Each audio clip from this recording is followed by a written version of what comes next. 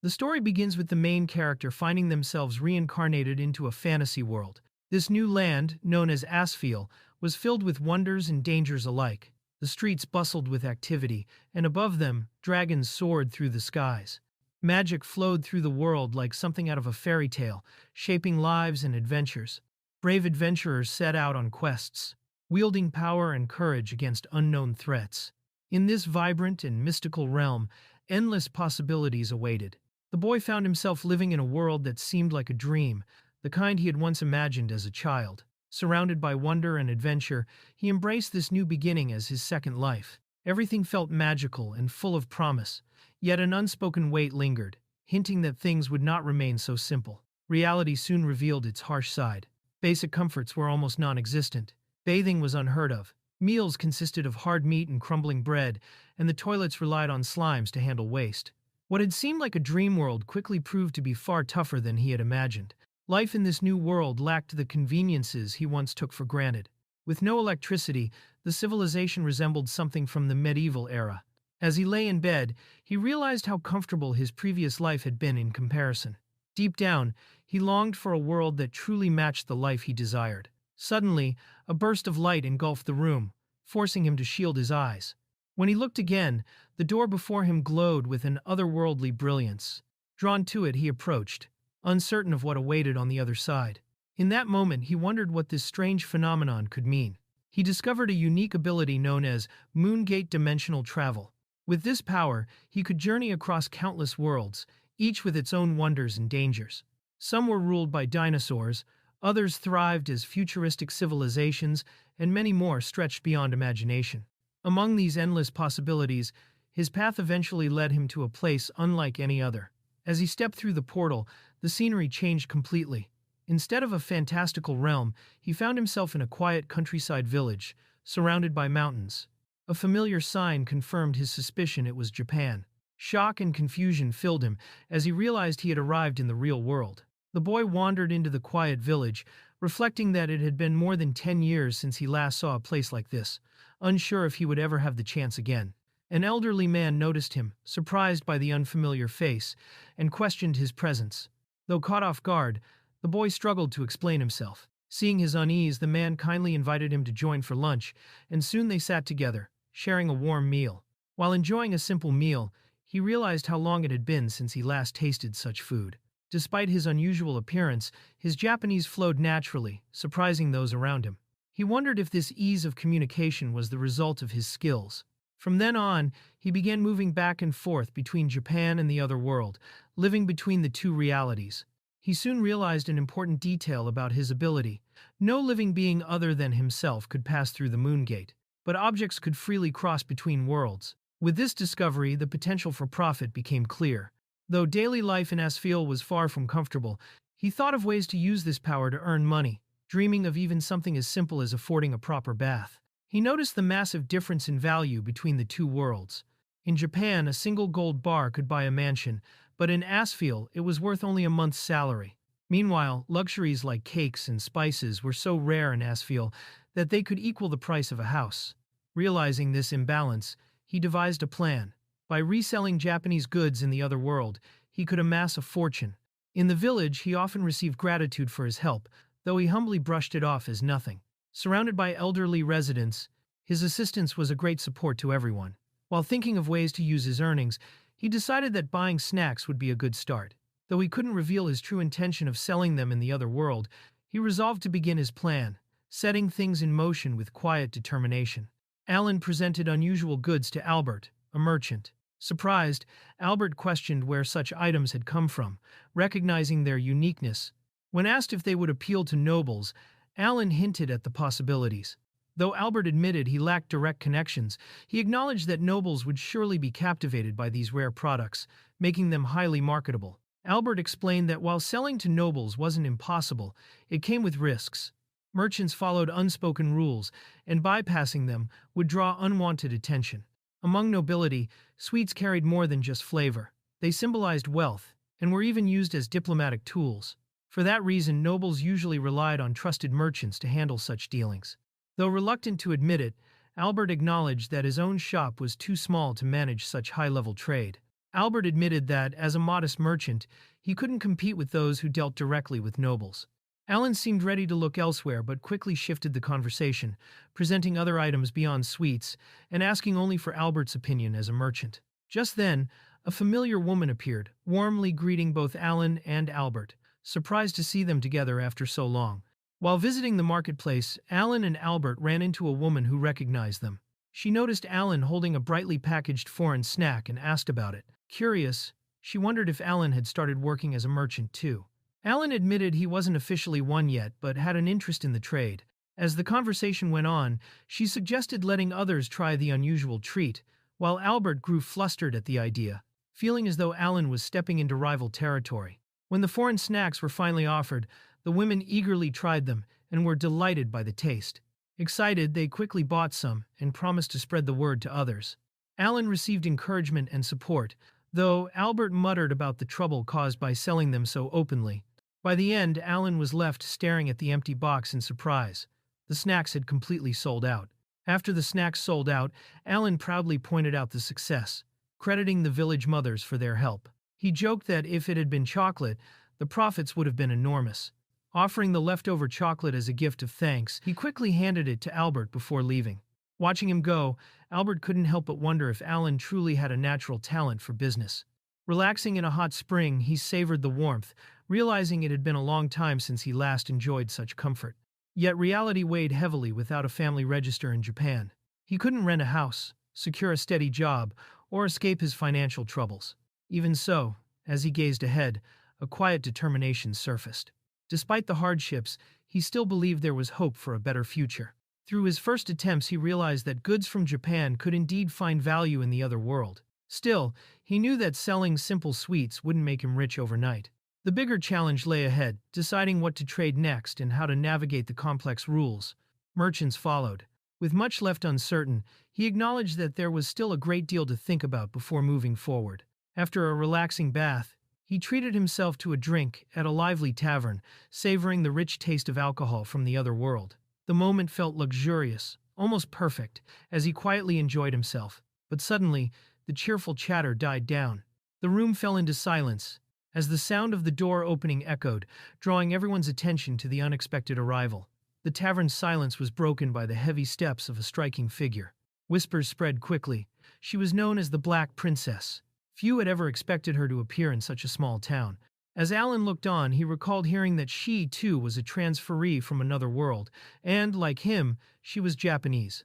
In this world, many carried unique origins and abilities.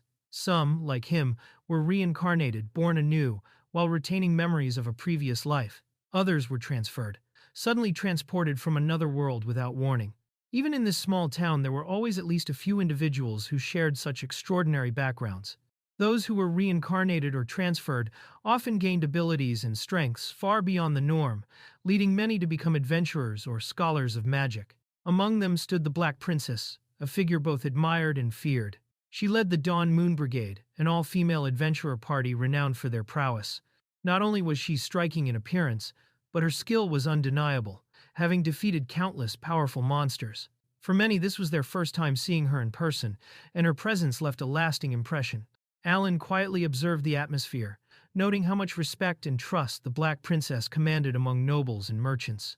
Though unsettled by her presence, he chose not to linger. After paying his bill, he prepared to leave the tavern earlier than usual, excusing himself with the claim that he had business to attend to, his expression carrying a confident smile. While browsing a store in Japan, Alan struck up a conversation with the clerk Kita about manga. Curious about current trends, he asked if a certain title was popular, and Kita explained it was one of the top series in Weekly Shonen Champ. Grateful for the insight, Alan admitted he wasn't familiar with the latest hits. Their talk shifted when Kita noticed another item, a fashion magazine for women. Alan confirmed it was correct, explaining it was a small favor he was handling for an acquaintance. After finishing his purchase at the store, Alan prepared to leave, hiding the fact that no one had truly asked him for those items. Carrying the books, he thought about the Black Princess, recognizing how dangerous it had been to approach her directly in that situation. Unlike him, she was someone suddenly transferred to this world. With little entertainment available in Asfiel, he hoped his guess about the book's usefulness was correct. Despite the heavy expense, he placed his trust in the plan, determined to make it work. Alan found himself standing before a restaurant with its doors firmly closed and a sign showing it was reserved for the day. He had heard the ones he sought were inside, but with the curtains drawn, there was no way to confirm. Worried, he weighed his options. If he missed this chance, another opportunity might never come. Yet waiting too long could only make the situation worse. As Alan lingered outside the closed store, a sharp voice called out to him. One of the Black Princess's companions confronted him, demanding to know why he was standing there. Taken aback but composed, Alan explained that he had come with something he wished to deliver directly to the Black Princess herself. His words caught the woman's attention, raising her curiosity about his true intentions. Alan quickly handed over the package, insisting it was free, and that if the Black Princess wasn't interested, she could simply discard it. Before the guard could react, he dashed away with surprising speed, leaving her baffled by his sudden disappearance. Later, she delivered the package inside, explaining that a strange man had given it to her, claiming it was meant for the captain. The package was carefully inspected by one of the Black Princess's companions to ensure it wasn't dangerous. After confirming it held no poison or harmful magic, they decided it could be handed over. Brought before the captain herself, the box was explained as something addressed specifically to her, with the note that it could be discarded if unwanted. With approval given, the Black Princess prepared to open it, curious about what lay inside. When the package was finally opened, the contents were revealed to be books, something rare in that world. The companions questioned how such items could possibly concern their captain, but the moment the Black Princess laid eyes on them, her demeanor shifted. Overcome with sudden emotion, she froze, leaving those around her startled and unsure of what had just struck her so deeply. Clutching the book tightly, the Black Princess's composure broke as strong emotions surfaced. She called out to her companion, urgently demanding to know who had delivered the package. Her reaction left no doubt. The contents held deep meaning for her, sparking a desperate need to uncover the sender's identity. Chaos erupted as soldiers chased a young woman through the night streets, calling her the Divine Child. Confused and breathless, she sprinted desperately, her mind clouded with questions. Unsure of where she was or why she was being pursued, she could only keep running, searching for a way to escape. Moments earlier, she had simply been waiting to be picked up from school, when the world around her suddenly warped and twisted. Thrown into an unfamiliar place, she stumbled into danger, her fear mounting as the situation grew dire. Believing she might meet her end there, her final thoughts turned sorrowfully to her father, carrying regret in her heart. The girl slowly opened her eyes, finding herself in an unfamiliar room. A kind couple stood nearby, relieved to see her awake. They explained that they were innkeepers who had discovered her collapsed at the bottom of a cliff. Though she was still shaken and confused, their gentle concern reassured her that, for now, she was safe. After realizing she had fallen from the cliff, the girl expressed her gratitude to the couple for saving her.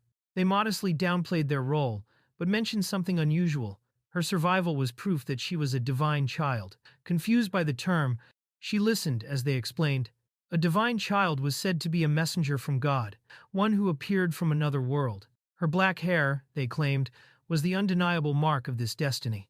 The couple explained that divine children were said to be granted special powers, though it was clear she had no knowledge of such things. Overwhelmed, she admitted that everything had happened too suddenly, and she knew nothing about it. They reassured her, suggesting that for now she should focus on resting and leave the questions for later. Grateful but still unsettled, she quietly thanked them. After recovering, she bid farewell to the kind couple who had sheltered her and set out on her own. Determined to find a way back to her original world, she began her journey. Rumors of the divine child spread quickly, drawing people to her side. With their support, she no longer had to face the path alone, and soon the Dawn Moon Brigade gained fame throughout the land. Surrounded by loyal companions, she realized how fortunate she was to have found people who trusted and followed her without hesitation. Deep inside, she carried the wish that one day she could reveal the full truth to them. For now, she kept moving forward, guided by both her secret and the bonds she had formed. Alan arrived at the bar and was immediately greeted. As he entered, the Black Princess confirmed his involvement with the letter. Once acknowledged, the room was secured, and drinks were prepared. With the atmosphere now private, the two stood facing each other, the tension in the air hinting at the importance of the meeting. Inside the bar, Alan and the Black Princess sat facing each other, beginning a cautious exchange. To ease the tension, Alan pointed out that this was simply a talk between fellow citizens. Curious, he asked if she was Japanese. She confirmed, explaining her situation, and Alan revealed he was a reincarnated individual. He introduced himself as Alan, unemployed and 20 years old. In turn, she gave her name as Saioji Shizuku, 18 years old. The atmosphere shifted slightly, as they recognized a shared connection through their origins.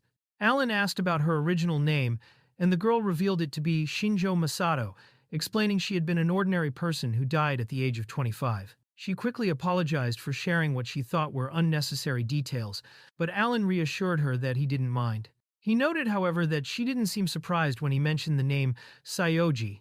This puzzled him, as it made him wonder if she was from a different time than any other transferees he had met before. She, in turn, seemed surprised that he didn't recognize her name, hinting that she might have been someone famous in her previous life. Alan reflected that, although times had changed, he didn't feel it much since the world he lived in resembled the Showa period of Japan.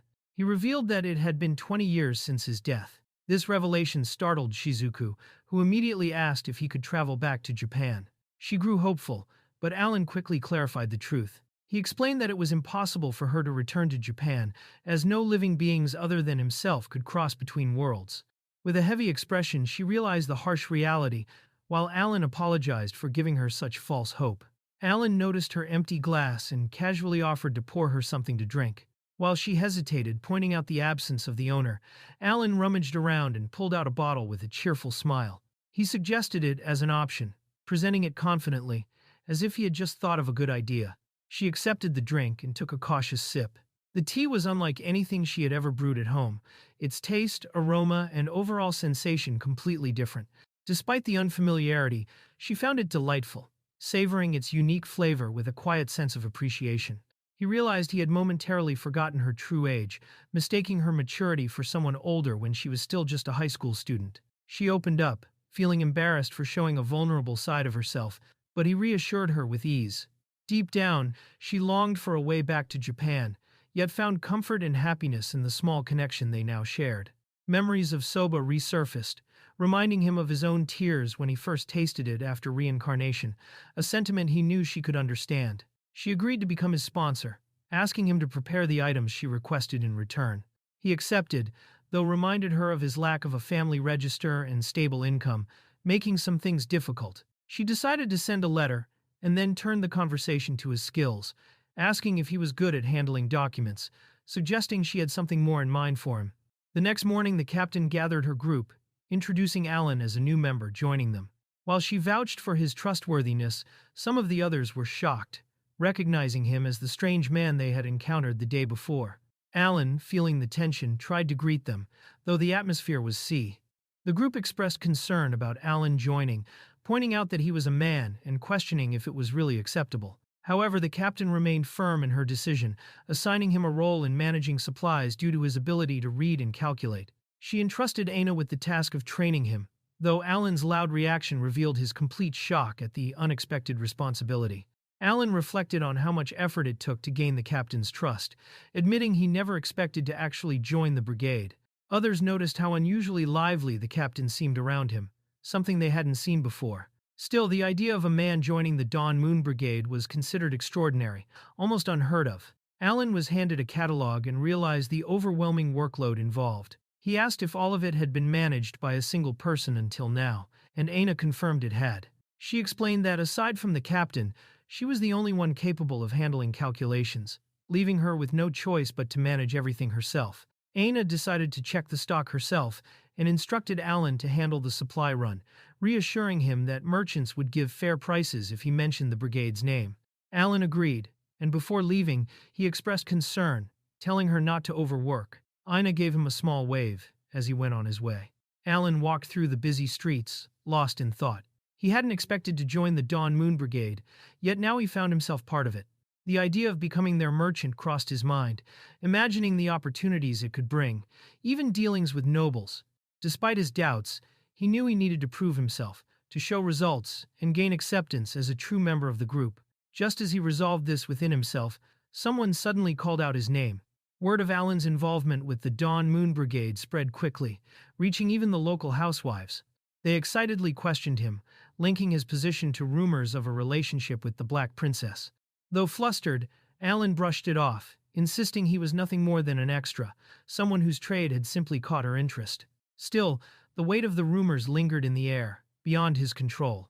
Alan humbly thought of himself as nothing more than a supply errand boy, but the townsfolk saw him differently. They congratulated him on his merchant debut, praising his snacks and offering him the best deals at their shops. Overwhelmed by their enthusiasm, he couldn't refuse their kindness. As more voices called out his name, Alan realized just how quickly he was being swept into their expectations. Alan was swarmed by townsfolk, each eager to support him with offers of special services and encouragement. Overwhelmed by their enthusiasm, he could barely keep up with their kindness. Their cheers filled the air, leaving him caught between gratitude and surprise. Later, when he returned, Ina acknowledged his efforts, calmly asking if his shopping had gone well. Alan carefully placed the bill, prompting Ina to double-check the numbers. At first, she was shocked by the amount, suspecting it exceeded their budget. But upon closer look, she realized the opposite. It was actually 20% cheaper than usual. Suspicious, she pressed him to explain. Alan clarified that his acquaintances had lowered the price as a favor, assuring her there was nothing shady behind the deal. Alan let out a sigh, reflecting that he hadn't intended for things to go that far. As Aina walked away, she paused, glanced back at him with a small smile, and admitted that despite everything, she would give him some credit. Alan moved through the smoke with a calm expression, reflecting that Japan was a peaceful place. Holding a letter from Saioji, he wondered what fate awaited Japan because of it. The weight of the document pressing on his thoughts, the group finally reached the royal capital, a vast and fortified city that stretched across the land. After the long journey, they were informed that from that day onward, Lineberg would serve as their base of operations. Their new team house had been fully prepared, with each member instructed to check their own assigned room. Alan was asked if he would eventually head to Japan after finishing his current tasks. He agreed without much hesitation, though he questioned if there was anything specific needed from him. The answer was vague, only that he would understand once he arrived. Before leaving, he was reminded to take care of himself, while his thoughts lingered with some doubt about the request. Alan arrived in Japan immediately, but he was unsettled by the unusual commotion around him. Cars and people filled the area, creating a tense atmosphere. Among the crowd, he spotted a familiar face, Genji, who greeted him warmly after a long time apart. Alan, however, remained puzzled, wondering what exactly was happening to cause such a fuss. Alan learned from Genji that the people in the village belonged to the Saioji group, who had been searching for him for a week. Though unfamiliar with who they truly were, Alan decided it was best to face them directly. With a mix of caution and resolve, he approached and spoke up, ready to find out why they had been looking for him. Alan was approached by a woman who immediately confirmed his identity. After a quiet nod from him, she instructed him to enter the car, mentioning the heat outside. As the atmosphere grew heavier, someone nearby lit a cigarette, marking the beginning of a tense encounter. Inside the car, the woman revealed it had taken her considerable effort to track Alan down, even mentioning the difficulty of finding cigarettes in the area. Introducing herself as Kamiki Akira, she asked him to simply call her Akira. She quickly steered the conversation toward the letter from the Saioji family, pressing Alan and hinting that he knew more about the young lady in question than he let on. Inside the car, Kamiki reported that the target had been secured and called for support. She warned Alan that as long as he cooperated, no harm would come to him. With a cold but composed demeanor, she reminded him that ideally, he'd want to return home with all his limbs intact, leaving the threat hanging heavily in the air. As the car sped along the highway, Alan asked about the Saioji group. Akira explained that it was a powerful corporation involved in core industries like information technology and real estate. With operations both in Japan and abroad, it functioned as a massive conglomerate, holding influence across many sectors.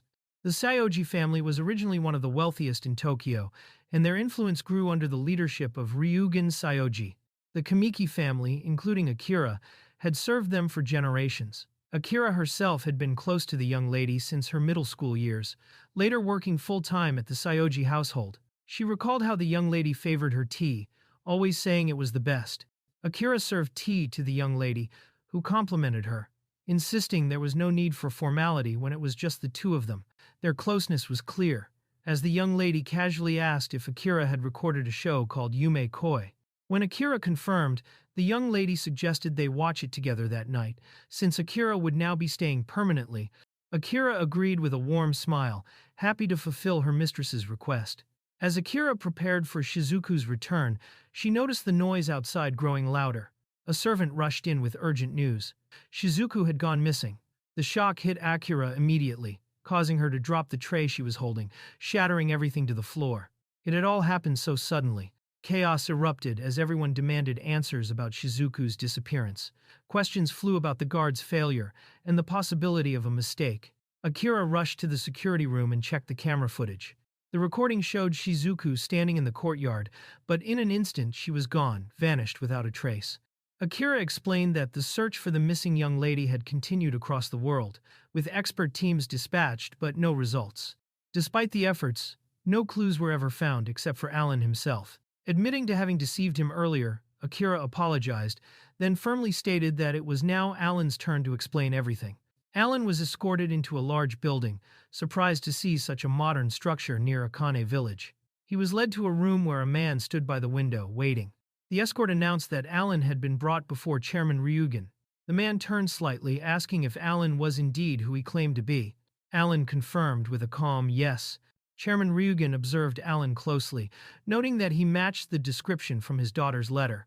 Alan felt the man's intimidating presence and instinctively stepped back, wondering if everyone in big companies carried such an aura. Ryugen, however, reassured him with a laugh, telling Alan not to be so cautious, and making it clear he knew Alan wasn't a kidnapper. Alan, still tense, admitted to himself that the encounter had left him shocked. Ryugen confirms the letter's authenticity, proving his daughter is alive and Alan is trusted. He explains the letter couldn't be faked, as it used secret family code and even described Alan's appearance. Despite Shizuku vanishing 3 years ago with heavy guards, her survival is now certain. Ryugen received a handwritten letter from his daughter, arriving just when he was at a loss. In it, she mentioned having a collaborator and asked that he be given support. Convinced by her words, Ryugen turned to Alan, seeking information he might have. Alan hesitated, first ensuring the room had no surveillance. Ryugen explained that while the room had a one-way mirror, there were no recordings, as the security in place was already strict enough. As tension rose, guards quickly drew their guns, ready to act.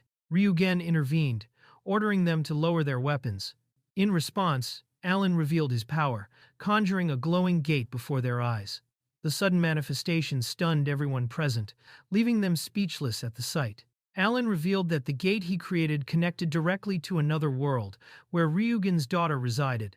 The revelation left everyone stunned. He further explained that only he could pass through the gate, as no other living beings were able to cross it. Ryugen examined the mysterious gate with awe, struggling to believe what stood before him. Alan explained that on the other side lay a fantasy world, where his daughter had taken command of an adventurer group, with him serving as her subordinate. The revelation left Ryugen deeply astonished at the reality unfolding before his eyes. Ryugen, though skeptical about the unbelievable truth, decided to trust Alan after seeing the gate. He handed him a smartphone, asking for proof by taking a picture of his daughter. Agreeing, Alan accepted the task, realizing the weight of responsibility placed upon him.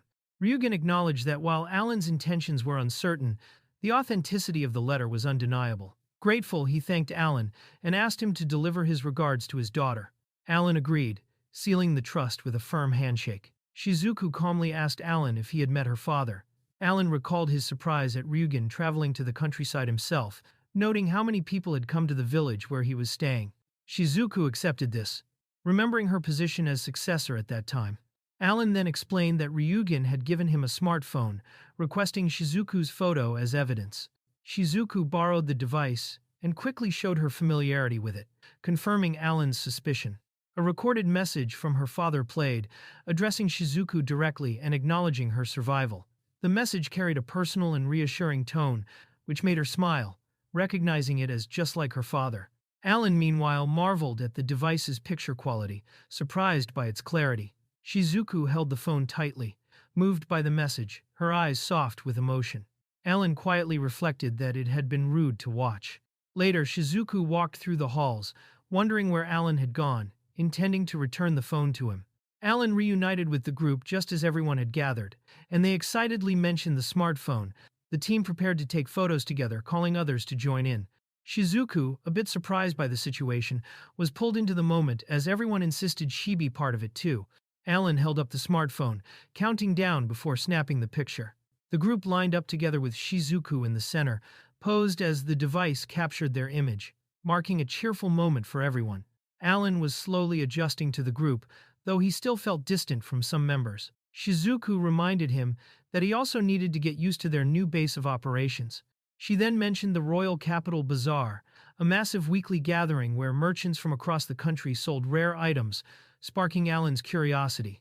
With the group's adventurer activities temporarily on hold, Alan learned more about the Royal Capital Bazaar, a place filled with stalls ranging from commoners to nobles. Curious, he wondered if the event allowed anyone to open a stall, clearly showing his interest in the possibilities it offered.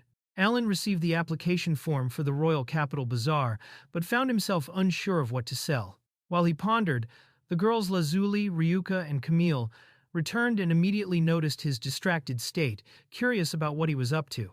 Alan tried to excuse himself, worried that his presence might make the group uneasy. However, the girls reassured him that no one thought that way anymore. Reflecting on the past, they admitted that until now no decent man had ever joined them, which explained their initial doubts. The girls reflected on Alan's presence, noting how the captain seemed calmer since he joined. They welcomed anyone who could contribute to the brigade, and even Aina had praised him. While one compared him to a younger brother, another suddenly declared he was more like a father figure, leaving Alan a bit bewildered but quietly relieved at being accepted. Alan considered the idea of opening a stall at the bazaar, though only as a trial. Unsure of what to sell and unable to afford costly items, he settled on selling sweets for the moment, as it was the simplest option he could think of. Alan struggled to decide what would sell well at the bazaar, while the others suggested focusing on something that nobles would desire. After some thought, one of the girls excitedly ran to the shelves and pulled out a book, proposing it as an idea.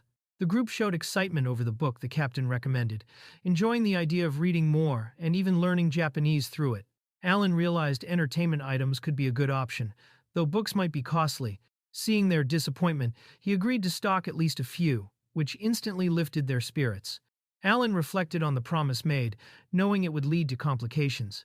As he traveled to the city, he worried whether Chairman Ryugen truly believed the proof he had given. Upon arrival, he was formally welcomed, with people already expecting him. A woman named Kamiki introduced herself as Alan's new attendant, expressing her eagerness to work alongside him. As she prepared to guide him, Alan abruptly left, startling her. Alan, still flustered from earlier, apologized while sharing his relief that Ryugen seemed to believe him. Kamiki confirmed that Ryugen was indeed pleased, especially after the mysterious ore Alan had brought was identified as an unknown substance, removing any reason to doubt him. Alan was presented with full support for his stay. Identification documents, a place to live equipped with essentials, and a limitless black credit card. Finally, he was shown his new bank account, shocked to see it already holding an enormous sum of money. Alan received immense support, but it came with conditions. They required his cooperation in studying both his abilities and the mysterious gate. More importantly, he was tasked with aiding Shizuku as much as possible. Alan was asked for his cooperation, and though startled, he agreed and promised. Relieved, Kamiki assured him that she would now take charge of his protection and assistance, encouraging him to ask freely for any support he might need. As Alan walked through the city with Kamiki, he reflected on his lack of knowledge about Japan's current state. Wanting to establish connections, he explained his intent to open a store, seeing it as a way to build a network in the royal capital where he had no prior ties. Alan expressed his determination to earn wealth through his own efforts, rather than relying solely on outside support. He believed that by winning the favor of nobles, he could secure both financial stability and valuable connections, which would also benefit the brigade. Kamiki noted his earnestness, finding it reassuring, before asking what he intended to purchase. Alan found what he was looking for and pointed it out with excitement: card games. Kamiki seemed unsure, but Alan explained that people in Asphail lacked entertainment, so something simple like trading cards or board games could attract attention. Although he wasn't certain which type was better, he felt these games might stand out even among the nobility. Alan learned that the Saioji group was involved in many businesses, including trading cards. Kamiki confirmed this and casually arranged for an entire warehouse of cards from their company to be delivered. Shocked by how easily it was handled, Alan realized that, for Kamiki, such a large-scale order was only considered a trial. Alan thanked Kamiki for her help and mentioned he would manage alone while shopping for sweets and books. However, Kamiki firmly insisted on staying by his side, explaining that his safety was too important for the young lady's sake. Alan, recognizing her resolute nature, accepted her presence. Alan wandered into a store filled with books, CDs, games, and manga. He was dazzled by the sight of modern DVDs, marveling at how thin and compact they were compared to what he knew. Still amazed, he compared them to CDs, realizing how much things had changed. Alan marveled at how much the world had changed since his time in Akane village. His attention was caught by a popular game titled Yume Koi, a name he recognized as something even Saioji enjoyed. The realization of its widespread popularity struck him as another sign of the shifting times. While browsing, Akira grew quiet, overcome with nostalgia. She admitted that Shizuku had once invited her to watch the show Yume Koi together, though it never came to pass. The memory carried a bittersweet weight, leaving Alan unsure how to respond, as he realized how deeply it affected her. Akira reflected on her inability to meet Shizuku directly, yet accepted that serving someone did not always require being at their side. Alan listened quietly, acknowledging her perspective. She then entrusted him with something meant for Shizuku, and he agreed to deliver it, understanding the weight of her words. Alan and Akira considered how best to prepare entertainment, with the idea of storing manga and dramas on a tablet for convenience. As Alan glanced at her, he thought she resembled Saioji's older sister. Soon after, they arrived at a house, the sound of the door opening marking their next step. Alan received the permit for the stall he planned to open and confirmed that the process went smoothly. Though the items couldn't be delivered immediately, they were scheduled to arrive on the day of the event. Later, he discussed the location of his stall, which was set at West Street, number 13. While the choice puzzled him, given its closeness to the Central District, it was explained that the Western District had always been a hub for merchants in the royal capital. Alan learned of a rumor about the Central District. Surrounded by walls, it housed the most prominent nobles, who remained unseen by commoners. However, it was whispered that some nobles secretly visited the bazaar, making it possible to encounter them near the Central District. Alan and Ryuka discussed the rumors about nobles secretly visiting the bazaar, acknowledging the stir it would cause if true. Ryuka suspected Alan might be aiming for such attention, but he only smiled, leaving her guessing. She laughed, finding his approach interesting, and said she was looking forward to the day. Alan, though confused, felt like he was being teased. Alan sensed that something felt off, but he calmed himself and decided there was nothing more to do except wait for the appointed day. With determination, he resolved to see how events would unfold. In the heart of the royal capital, the bazaar came alive with stalls and merchants attracting crowds. Fireworks and sounds filled the air, marking the opening of the bustling event. Among the lively atmosphere, a young man prepared himself, making sure everything was in place. With confidence, he looked ahead as the grand marketplace began, a place where high-quality goods and lively exchanges would shape the day's events. The young man prepared his stall, deciding that his main focus would be selling chocolate, though he had also brought books to offer selectively and trading cards on a whim. The bazaar was already bustling with chatter and activity, despite the main event being scheduled for the evening. As he observed the scene, he noticed a noticeable presence of upper-class individuals among the growing crowd, signaling that the day's business was already off to a promising start. He stood at his stall, determined to make the most of the opportunity, despite being surrounded by high-class stores. Confident in the quality of his products, he believed they could stand on equal footing. Hours passed as he waited under the sun, watching time slip by with no visitors approaching his booth. Despite his resolve, the reality set in his stall remained empty, and not a single customer came his way. While the other stalls attracted customers, his remained ignored. He wondered if it was his lack of sales skills or if his products were simply too unusual. Just as doubt filled his mind, a familiar face appeared. Albert. Surprised to see him there, he learned that Albert had come to the royal capital for a business meeting and decided to visit the bazaar along the way. The encounter between the two quickly turned into a mix of teasing and seriousness. Albert expressed surprise that his acquaintance had truly become a merchant, noting that his business seemed to be doing well, though rivals. Albert offered a bit of perspective when asked for advice. He pointed out the difficulty of selling unfamiliar goods, especially food, and suggested that offering samples might help, though he admitted the refined crowd here would likely hesitate to try them right away. Hearing this, the young merchant realized the truth in Albert's words. Albert advised that aiming for the middle class in future bazaars might be a wiser approach, since the event occurred regularly and would provide better chances. He reminded him not to lose heart. As the afternoon session was just about to begin, reflecting on this, the young merchant acknowledged he still had much to learn.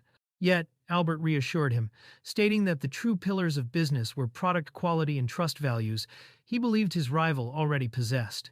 As their conversation drew to a close, Albert prepared to leave, offering his thanks before turning away. Despite the playful exchange about the size of the shop, his words carried weight. Before departing fully, he paused to share one last piece of advice. Beyond chasing business goals, it might be worthwhile to discover something else meaningful along the journey. As the day went on, a few customers did stop by his stall, but their reactions were far from encouraging. He reflected on his dream of becoming wealthy through his own hard work. Yet Albert's words about finding something beyond that purpose lingered in his mind. With evening approaching, he decided to close the stall once his companions arrived. Just then, footsteps drew near, and the crowd stirred with surprise, whispering about an unexpected figure's arrival. A sudden stir spread through the crowd as a young boy in elegant attire approached, escorted by armored guards. His presence immediately stood out, drawing everyone's attention. Observing him closely, it was clear he wasn't an ordinary person. Whispers confirmed his identity, the eldest son of Marquis Castellano. The young merchant could hardly believe it, wondering why someone of such high status would appear at the bazaar. The young heir began moving through the bazaar, inspecting the stalls with curiosity. Whispers spread quickly, confirming the rumors of his disguised visit. The merchant, realizing the truth, felt a surge of pressure and forced himself to stay composed. Soon, the noble youth stopped before his booth, looking at him with interest and wondering aloud what kind of stall it was. The merchant proudly presented his goods, introducing them as rare items from around the world, with a focus on confectionery and toys. Among them was chocolate, which he described as having a unique and distinct aroma, offering a sample to the young noble. Though the guards objected, warning that someone of his status shouldn't eat at a commoner's stall, the boy dismissed their concerns, deciding that if questions arose, he would take responsibility and explain himself. Curious, the young noble asked for more details about the strange confection. The merchant explained the process of making chocolate, from grinding cacao beans to mixing them with sugar and vanilla before solidifying the mixture. Guided on how to properly hold it so it wouldn't melt, the boy carefully followed the instructions and took a bite. The rich aroma and taste caught him off guard, leaving him momentarily speechless, while the merchant anxiously wondered if the flavor had been too overwhelming. The noble's eyes lit up with delight as he savored the taste, calling it amazing. The merchant, relieved, explained the price, 30,000 gold for a pack of 8, offered at a special introductory rate. To his surprise, the young heir found it cheap and immediately declared he would buy them all, handing over payment without hesitation. The young noble insisted on paying more than the set price, explaining it was a reward for being pleasantly surprised. Curious, he then asked about the other items at the stall. The merchant introduced conpeto, a sugar-based candy, followed by caramel, another sweet made from sugar. Fascinated, the noble expressed interest in all of them, deciding to purchase everything offered without hesitation. In no time, the noble had already spent a fortune, his purchases piling up one after another. Noticing a stack of paper bags on display, his curiosity shifted toward them.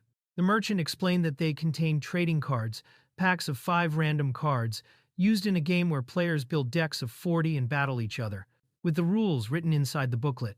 The noble's eyes sparkled with excitement as he decided to buy every pack of trading cards as well. Opening one, he admired the intricate design, marveling at the beauty of the artwork. The quality far exceeded his expectations, making the cards feel even more valuable. Seeing the prices fair, he considered them worthy souvenirs, while the merchant quietly felt both grateful and conflicted at being trusted so easily. By the end of the day, the stall was completely sold out, emptied of every product. Grateful, the young noble thanked the merchant for giving him such a meaningful experience. When asked his name, the merchant introduced himself as Alan. Before leaving, the noble handed Alan something in return, smiling as he expressed his hope to meet again in the future. Alan reflected on the day, finding the experience both overwhelming and impressive. As he looked at the gift left behind, he discovered a mysterious medal in his hand, its meaning unknown. Before he could ponder further, his friends arrived, surprised to see the stall already sold out. The lively atmosphere returned as they greeted him warmly, amazed at how quickly everything had vanished. Alan's friends expressed their disappointment at arriving late, wishing they could have spent more time together. One of them admitted she had really wanted to read the next volume of Yume Koi. To their surprise, Alan handed it over volume 3, causing their eyes to light up with joy. Their excitement turned the moment into a heartfelt one, ending the day on a cheerful note. His friends teased him for not revealing the book sooner and suggested they all read it together later, including their captain. Alan laughed warmly at their excitement, a genuine smile lighting up his face. As he listened to them, he recalled Albert's words, realizing that perhaps this shared happiness was the something other than his purpose he had been told to find. Late into the night, Alan sat at his desk, focused on his work under the quiet glow of a lamp. The silence was broken when a figure appeared, Saioji, her presence unexpected at that hour. She remarked on his dedication, surprised to find him still awake and working so late. Alan explained that he had stayed behind to update the ledger, while the others enjoyed reading together. Saioji, who had only come to fetch some water, paused to question him about the day's events at the royal capital Bazaar. She asked if there had been any problems, but Alan, a bit flustered, admitted that much had happened, though everything turned out fine. Choosing not to go into detail, he promised to explain everything at another time. Alan admitted that something felt off within him. He had chosen the path of a merchant with the sole aim of making a fortune, believing it was a pursuit meant only for himself. Yet, despite that intention, he found many people expressing gratitude toward him. This contrast left him unsettled, as the feeling didn't quite align with his original purpose. Saioji placed a small box before Alan, calling it a token of gratitude. Confused, he asked if she had even listened to his earlier doubts, to which she calmly affirmed she had. When he opened the box, he was taken aback to find a necklace inside, its delicate design leaving him momentarily speechless. Alan held up the necklace, awestruck by the jewel's radiant rainbow glow. Saioji explained that it was a rare gem used as a medium for magic, though she admitted that even such a gift couldn't fully convey her gratitude. She told him that regardless of his reasons for becoming a merchant, his actions had allowed her to reconnect with her family and Akira. For that she was deeply thankful, no matter what his motives might be. Alan chuckled awkwardly, recalling that Chairman Ryugen had once told him something similar, joking that father and daughter were alike. Saioji, however, grew serious as she addressed him directly. With a steady gaze, she entrusted him with an important responsibility, asking Alan to look after both her father and Akira from that moment onward. Alan accepted Saioji's request, assuring her that he would do what he could. Seeing the similarities between her and her father, he couldn't help but reflect on their words. Saioji, in turn, expressed her gratitude once more, promising to treasure the gift she had received. While Alan quietly agreed, the young noble returned from the bazaar, recalling how enjoyable the day had been. However, upon his arrival, someone quickly scolded him for sneaking into town again. Smiling cheerfully, he brushed off the reprimand, revealing that he had brought back a gift this time, hoping it would smooth things over. Cheerfully waving, the young noble bid farewell, promising to return the next day. Left behind, the figure holding his gift looked down at it with curiosity. In their hands was a box labeled chocolate, a taste of the rare and unfamiliar world he had brought back from the bazaar. Sitting quietly on a bench, Alan toyed with the mysterious metal he had received, the metallic clink echoing softly. Lost in thought, he studied its strange design. Someone nearby recognized it immediately, identifying it as a pramica metal, hinting at a deeper significance behind the unexpected gift. Alan was soon joined by Camille, who greeted him cheerfully while taking a break from her training. Curious, he quickly showed her the strange metal he had received earlier. Recognizing it immediately, Camille reacted with surprise, hinting that she knew something about its significance. Alan and Camille were soon invited to join the others for tea. Though he had wanted to ask more about the mysterious metal, the moment slipped away as the lively atmosphere swept him along. The table was set, with an assortment of colorful, beautifully shaped sweets, their playful designs instantly drawing excitement and curiosity. The group gathered around the table, enjoying the cookies Alan had gifted. The sweets, shaped like little animals, sparked cheerful reactions and playful curiosity. Laughter and light-hearted chatter filled the room as they admired the designs, savoring both the taste and the moment. Amid their joy, Alan couldn't help but feel slightly out of place, though the warm atmosphere carried a sense of peace. During tea, the conversation turned to the bazaar. When asked about his results, Alan admitted it had been a huge success, though largely thanks to one person who had bought all his products. Shocked reactions followed at the thought of everything being sold at once. Alan added that the same person had also given him the mysterious metals, prompting curiosity from the group as they asked to see them. Some found the story hard to believe, but Alan insisted it truly happened. The group examined the metals closely, realizing they were gold and silver pramica metals, items of great rarity and value. Curious, Alan asked what they truly were. The explanation followed. Promika metals were essential for accessing restricted areas and even dungeons, something normally granted only to those formally recognized by the guild. Obtaining them, especially the gold one, was nearly impossible for ordinary people, making Alan's possession of them all the more extraordinary. It was revealed that the silver medal Alan held came from the academic district, granting him access to specific academies that bore the same emblem. Camille confirmed she also possessed one tied to that district. The emblem on Alan's silver medal was identified as belonging to the Enfui Magic Academy, meaning he could freely move in and out of the academic district of the royal capital. As for the gold medal, its exact origin remained unclear, though it was suspected to be linked to the central district. For now, the others advised Alan to inquire at the academy about the person who had given it to him. Alan reflected on the medals, realizing they might actually be an invitation. The thought of meeting the Marquise's heir alone, however, left him uneasy. To ease his worries, it was suggested that Camille guide him through the vast academic district, as she was already familiar with it. Camille eagerly agreed, declaring herself his special guide. Relieved, Alan gratefully accepted her help, feeling a sense of reassurance. Alan arrived at the academic district, taking in the vast sight before him. Camille explained that it was the largest district in the royal capital, housing not only numerous academies but also government research facilities. Relieved to have her by his side, Alan realized he might have easily lost his way without her guidance. Camille eagerly led the way toward the checkpoint, urging Alan to hurry before the gift he carried lost its coolness.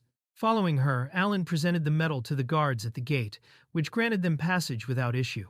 Soon, they crossed the bridge and entered deeper into the bustling academic district. As they walked further into the district, Camille's excitement grew, while Alan quietly observed his surroundings. The place felt entirely different to him, almost like stepping into another world. His attention was caught by a grand building ahead. Camille explained that it was the Grand Cathedral of Sandriquet's religious school, the only religious academy within the royal capital. Alan listened as Camille explained what was taught in the religious school.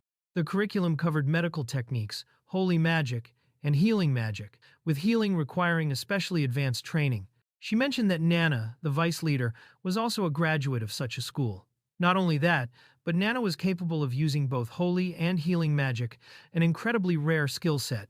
Some even whispered that, in terms of ability, Nana surpassed the captain himself. Alan was impressed by the extent of her reputation and skill. Alan reflected on the fact that he hadn't yet spoken with the vice captains, realizing both were likely too busy. He also thought it best to keep some distance from Rafiane, who disliked men. Curious, he asked Camille about her background.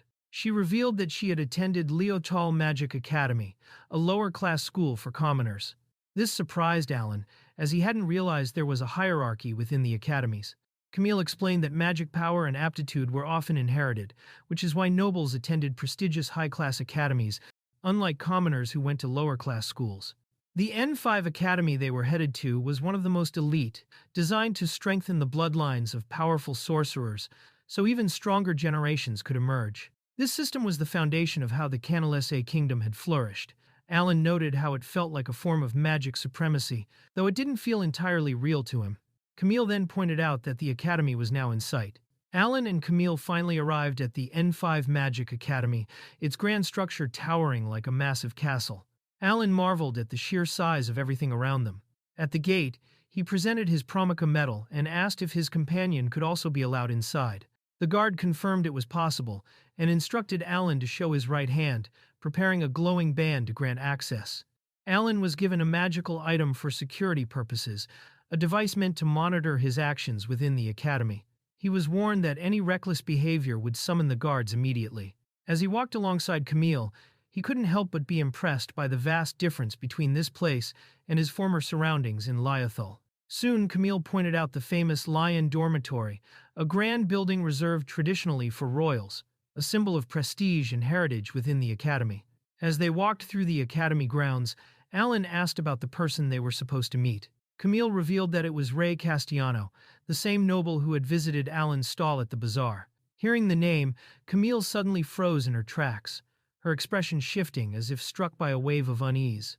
When Alan called out to her, she hesitated and quietly asked him to repeat what he had just said, her composure slipping for the first time. Alan revealed that the person they were about to meet was Ray Castellano, the eldest son of Marquis Castellano. At that moment, Camille's expression hardened, and she fell silent, clearly shaken by the revelation. Without warning, she turned and bolted away, leaving Alan behind, who could only call out to her in confusion as she ran off. Alan tried to calm Camille as he pulled her back, but she resisted fiercely, demanding answers about his connection to a powerful noble. In her mind, meeting someone from such a prestigious family was dangerous, especially for a commoner like her. The Castellano family was one of the three great families in magic society, and the thought of facing them filled her with dread. Convinced she had been deceived, Camille stubbornly refused to go, her frustration boiling over despite Alan's reassurances. Camille's mood grew heavy as the weight of the situation sank in. Alan explained that, apart from the royal dormitory, there were others tied to the great noble families, and since Rey Castellano belonged to one of them, he resided in the Great Eagle dormitory. Feeling overwhelmed, Camille tried to excuse herself, suggesting she could leave now that she had shown Alan around. However, Alan reminded her that without a promica, being in this restricted area could get her into trouble, leaving her flustered and uneasy. Alan reflected on the situation, thinking it more believable to meet a knight or someone from a fallen baronial family than the heir of a marquis. Camille, however, was visibly distressed, unable to accept the reality of the meeting. Alan, feeling guilty, silently promised himself to apologize properly to her later. As they arrived, attendants greeted him respectfully, already expecting his presence.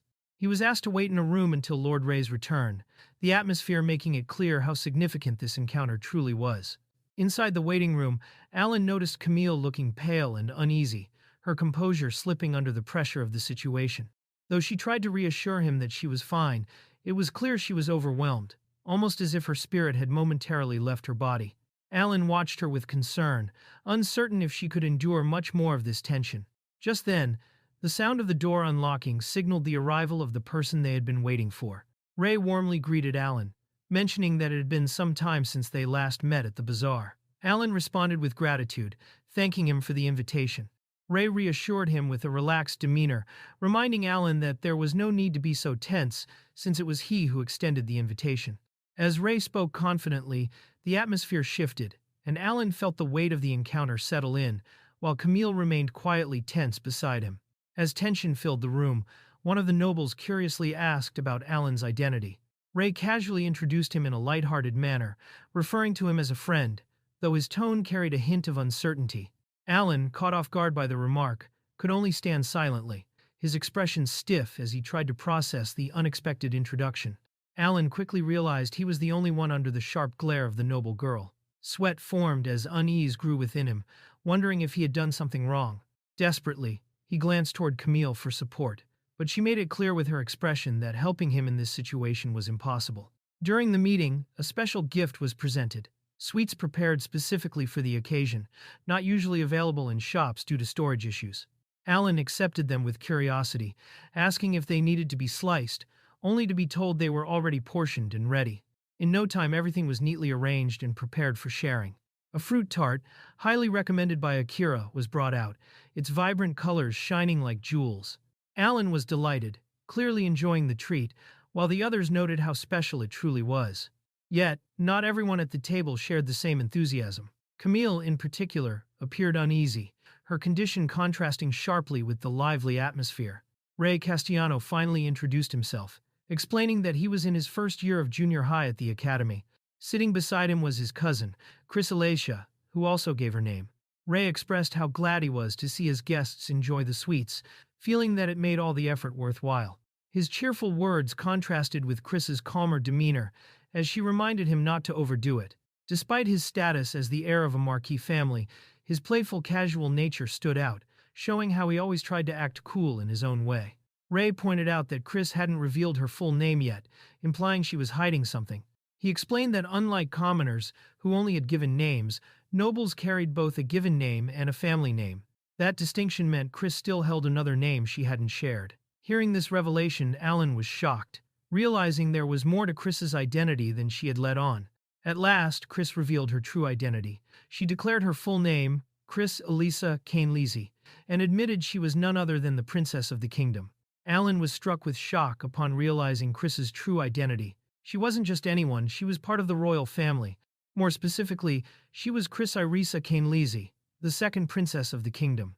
Confused and overwhelmed, Alan wondered why someone of her status would even be here in this situation.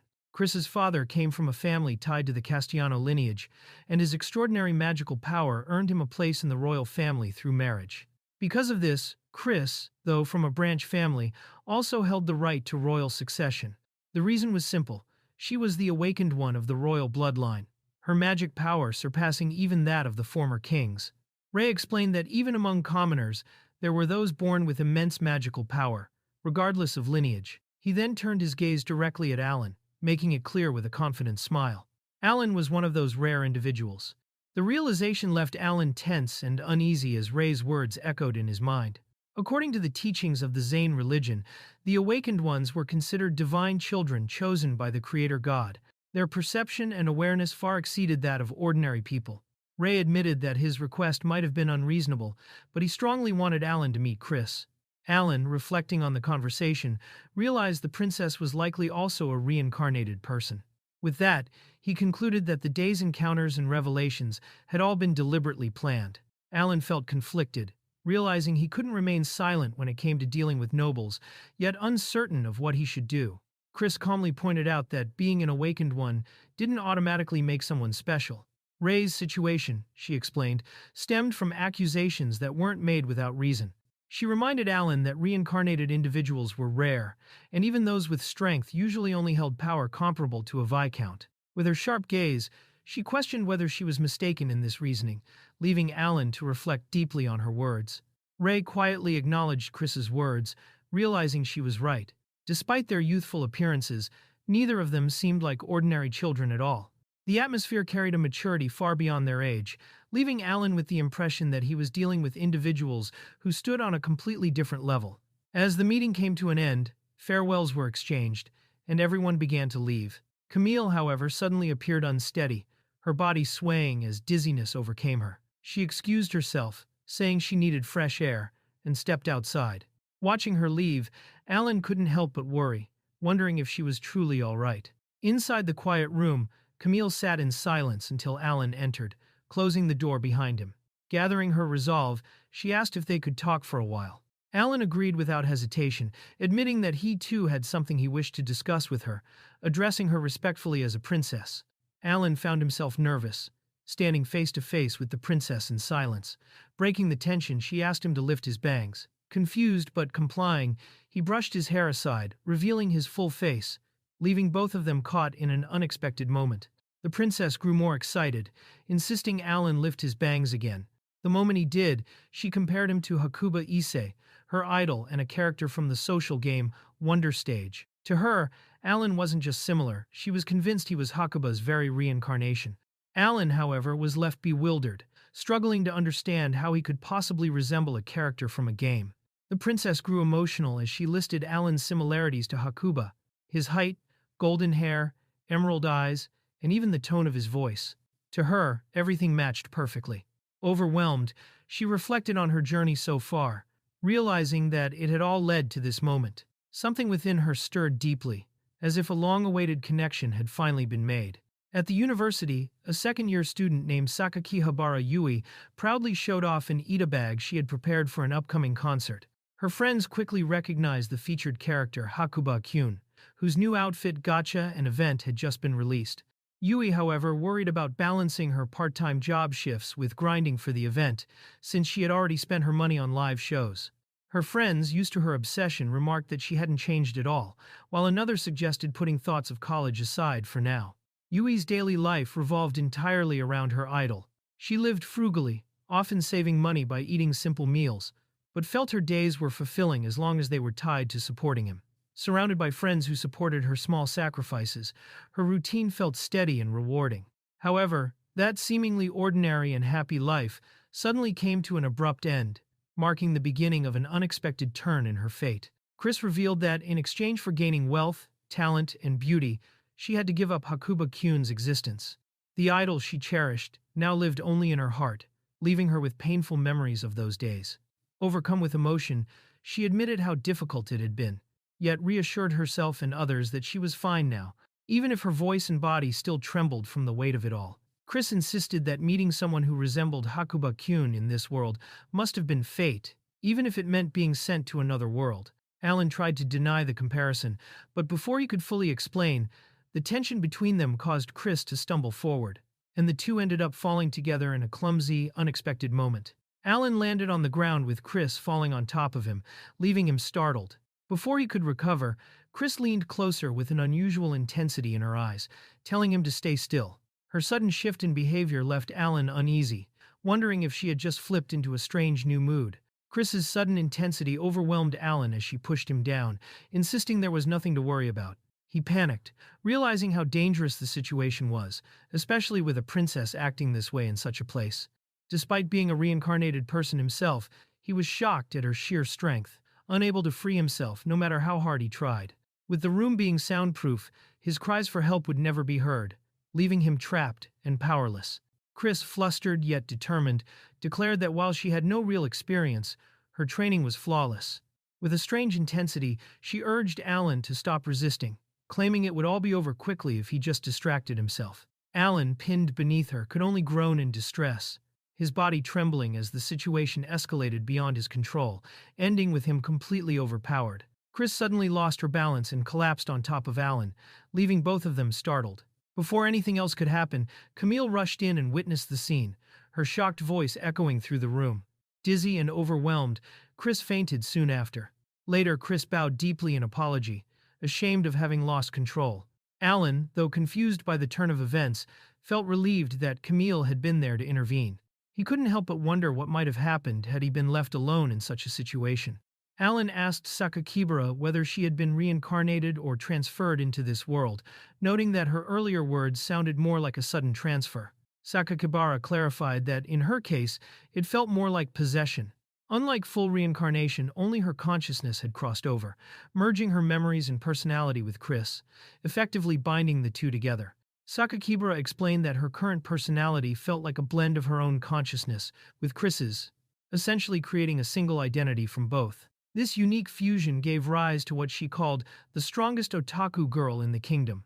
Alan listened carefully, noting that it was the first time he had ever heard of such a case, and admitted he didn't fully understand it, though he realized it was also the first time he had met someone like her. Because of her position, Sakakibara admitted she couldn't go outside freely. People in that world were incredibly attractive, and her nervousness around them led to rumors that she was strange and poor at socializing. Ray quietly decided to keep information about Saioji to himself for safety. Reflecting, he realized he had lived 20 years without ever meeting an awakened one, and if not for this unusual situation, he likely never would have. After their long exchange, both acknowledged that, despite the weight of the conversation, they were glad to have met. Ray assured her he would gladly continue their talks as fellow Japanese, and even send a letter of support to her brigade. Chris, overjoyed, made him promise, though in her excitement she slipped and called him Hakuba-kyun. Realizing her mistake, she quickly tried to correct herself, while Ray awkwardly reminded her his name was Alan. Camille slowly regained consciousness, confused about her surroundings. Ray was relieved to see her awake, and asked about her condition. Though still a bit dazed, she reassured him that she was fine, recalling that she had met both Ray and the princess before fainting. Camille recalled meeting Ray, the princess, and Alan before fainting, convinced it had really happened. However, she was told she had collapsed soon after leaving the room, and that it must have been a strange dream. Ray admitted he had tried to trick her and felt guilty for pushing her too hard, while Camille, still uncertain, wished it truly had only been a dream. As an apology for the earlier trouble, she was given the next volume of Yume Koi, which instantly lifted her spirits. Delighted, she quickly forgave him and hugged the book tightly. Though teased that she could walk on her own if she was feeling that lively, she insisted that reading Yume Koi was essential, or else she might collapse again. Watching her excitement, he quietly accepted it, thinking that since Camille was his savior, this was a small price to pay. Alan was called to meet with the captain. Though life had been calmer recently, he entered the room only to be confronted by a stern woman whose piercing gaze left no room for evasion. She demanded to know what exactly he had done, her tone sharp and accusatory, making the atmosphere suddenly tense. The young man examined the papers in his hands with disbelief, realizing they bore the signatures of influential figures, the second princess and the Marquis family. He questioned how such powerful support had been secured. The woman before him, calm and composed, confirmed their authenticity and explained that much had transpired to make this possible. The young man worried he might have interfered, thinking he had ruined her plans. Instead, she admitted she was grateful. With a serious tone, she shifted the conversation, asking if he knew the real reason they had stepped away from adventuring. She explained that success in the royal capital required strong connections, a reliable supply chain, and skilled craftsmen, things impossible without credibility. While in regional cities they could rely on local lords, the capital was different. Despite their skill, their group was dismissed. None of the nobles or merchants she dealt with had been trustworthy, and worst of all, her efforts were undermined simply because she was a woman. The group sought the man's support, offering him a share of the profits from their activities. However, he dismissed the offer, explaining that money held no value for him. Instead, he hinted at wanting something far different in return. The man revealed his true demand, asking her to become his mistress, or else offer one of her beautiful companions. Outraged, her ally reacted with anger, but she kept her composure. Firmly, she declared she would never sell herself or her comrades, and ended the meeting, leaving with dignity while dismissing the encounter as if it had never happened. As they left the room, the man fumed at their defiance, while she walked away in silence, holding back her frustration. She admitted that while they had faced such treatment before, this was the first time they had been mocked so openly. Her companion, disturbed by the cruelty, could only acknowledge how disgraceful it was. She reflected on the constant mistreatment women faced, noting it wasn't limited to the royal capital but happened often. He realized their all-female group had likely endured countless hardships because of it. Feeling guilty for complaining, she apologized, acknowledging there were still decent people like him, though her experiences had left her weary. They spoke about the man they had just dealt with, Alex Barn, chairman of the Barn Company, tied to a struggling Knight family. He controlled transportation between the royal capital and nearby cities, making him influential but dangerous. Caution was advised when dealing with him. Noticing signs of exhaustion, a reminder was also given for him to rest. Early in the morning, she was already buried in paperwork, her desk stacked with documents. He noticed the growing workload and questioned if it had increased compared to before. As another companion entered the room in surprise, it became clear their responsibilities had only grown heavier now that they no longer needed to chase after outside connections. As Alan entered carrying documents, he was quickly approached with news that many people wanted to meet them. The atmosphere shifted when it was revealed that, thanks to him, they had gained support from both the Marquis and the Second Princess. The unexpected backing caused a stir, drawing immediate attention from those who had heard the rumors. Alan was told he owed a proper explanation later, while Aina was asked to handle the incoming guests. Overwhelmed, he could hardly believe how quickly events had escalated. Meanwhile, it was noted that Princess Chris, who rarely appeared in public, seemed interested in their growing connection, adding even more weight to the situation. With their adventuring activities set to resume, she explained they would need his help to stabilize their base. His role was to serve as the Brigade's exclusive merchant, handling supplies and trade. Since their battles yielded monster materials often sold through the guild for high commissions, she preferred relying on him to manage sales directly, keeping profits within their group. She admitted they lacked the manpower and experience to expand further, so the current state would remain for now. Still, she promised to ensure enough personnel were available. Concerned if he could manage the workload, she asked directly, but he reassured her, saying he was glad to be busy. As she accepted his answer, she called his name with a thoughtful tone. She reflected on her path, recalling how she once said it felt strange to be thanked for something done out of self-interest, believing that was simply the role of an adventurer. What began as a goal to return to her original world had since changed. Now, she prioritized what was right before her, and the companions who had always stayed by her side. He quietly acknowledged her resolve. Exhausted, she sighed in relief that the long day was over, though negotiations continued to press forward smoothly. Still, the constant stream of visitors wore her down, and she couldn't help but feel frustrated that some details were still being withheld from her, despite all the progress. They discussed the upcoming regular meetings scheduled for the next month, where team leaders would report updates. Though it was routine, this would be his first time attending, since he had always been tied up as the sole member of the supply team. Now, with support in place, he could finally participate. She asked if he was truly skilled with calculations, noticing how precise he always seemed. Though hesitant, he admitted he wasn't doing everything alone and had help from others. Despite that, she decided to entrust him with handling the accounting documents, and he accepted the task without objection. Left alone, he confidently set to work. With a wave of his hand, a computer appeared, and he began typing away at high speed. Relaxed and smiling, he acknowledged that his efficiency came not from skill alone, but from the modern conveniences he secretly relied on. As he reviewed the spreadsheet, one section stood out as unusually costly: the upkeep for potions. He noted that much of the efficiency came from Akira, who had taught him how to handle these tools. His work often required trips to Japan, where he sourced products, shared information, and supported gate research, with potions being a key focus of his concerns. He reflected on the challenges of maintaining the gate, which drained magical energy and restricted the use of other spells. To support the research, he had supplied herbs and potions from the other world. Just as he considered paying closer attention to their side, his phone rang. Startled by the timing, he wondered if he was being watched, only to find Akira suddenly present, catching him off guard. At the Saioji Group's top-secret research facility, the Leaf Institute, Alan was greeted by Yoshida, the head botanical researcher. Yoshida welcomed him warmly, saying they had been waiting. Without delay, he prepared to explain the latest developments, while Alan assured him it was the perfect time, as he had come to receive an update anyway. Yoshida began explaining the science behind potions, describing how the solution penetrated cells, stimulated the nucleus, and accelerated proliferation, effectively enhancing the body's healing ability. In simpler terms, potions worked by boosting natural recovery and temporarily replacing damaged areas to speed up wound healing. Interestingly, he noted that the herbs used as ingredients shared genetic similarities with plants found on Earth. Yoshida clarified that the plants alone weren't powerful enough to affect the human body so drastically. The true factor was the unknown force they called magic. Alan wasn't surprised, as he had already suspected it during earlier examinations. Still, comparing himself to others stronger than him left him momentarily unsettled, though he tried to brush it off. They discussed attempts to cultivate medicinal herbs brought through the gate. Though some survived, their effects were weaker, likely due to the scarcity of mana in this world. Establishing a stable cultivation method could be groundbreaking, but most plants withered before they could even be studied.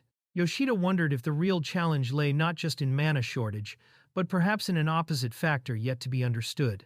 Yoshida raised the question of whether plants in this world could retain mana and what effects that might bring. To explore further, he asked Tsukamoto to guide Alan. Led through the facility, Alan was taken to another laboratory where more research awaited him. Alan was shown ordinary earth plants selected for their genetic similarities to herbs from the other world. He was asked to channel a bit of magic into one of them. Though unsure, he complied, and the plant began to glow faintly in response, leaving the observers silent at the unexpected reaction. Though nothing was visible to the naked eye, Alan admitted he felt something when channeling magic, leaving the outcome to the test results. The researchers thanked him and promised to share updates once the analysis was complete. They also noted the possibility of mana dissipating, requesting that he might need to repeat the process several more times. As the finance report was prepared, nervousness lingered about the upcoming meeting. For some, it was their first time attending, making them uncertain of what to expect. Sensing the tension, Alan reassured them that he would step in and follow up if anything went wrong, easing their worries slightly. She finally asked about the mysterious items he always carried, admitting her curiosity had grown over time. Alan brushed it off, promising to explain later, but she pressed him, pointing out he had never truly given a clear answer. He insisted he had explained as much as he could, though his vague response only deepened her suspicion. Alan assured her that what he carried was meant for the Brigade's sake, telling her not to worry. She watched him quietly, noticing something different about him. With a thoughtful look, she remarked that he had changed, though he seemed unsure of what she meant. During a meeting, Lafine reported that information on the dungeons near the royal capital had been gathered, and multiple parties were set to challenge them in 2 days. With her update complete, the discussion moved on, calling for the next report from the mage team. Nana reported that since Alan had joined, the brigade had been flooded with requests from male adventurers wanting to join as well, though none were qualified, so all had been rejected. Alan was surprised to learn they dealt with such issues, feeling a bit guilty. Shifting the focus, another recommendation was brought forward for consideration. A candidate was introduced, Piana Ishan, from a knightly family, possessing strong aptitude for healing magic. Though there was hesitation about whether she fit their needs, it was argued that with half a year of training, her potential could be fully realized. Confidently, it was claimed that only one among them had truly witnessed her hidden talent, urging that now was the perfect time to bring her in. Approval was given for the new candidate, with her terms and conditions set equal to Nana's. as her judgment was trusted. The meeting continued, moving on from the mage team's report. Nervously but determined, the next speaker presented updates, announcing that despite the previous day's incident, supply negotiations had been settled and new blacksmiths secured. As the reports continued, some struggled nervously to present their updates, reminding Alan of his own stressful days back at the office.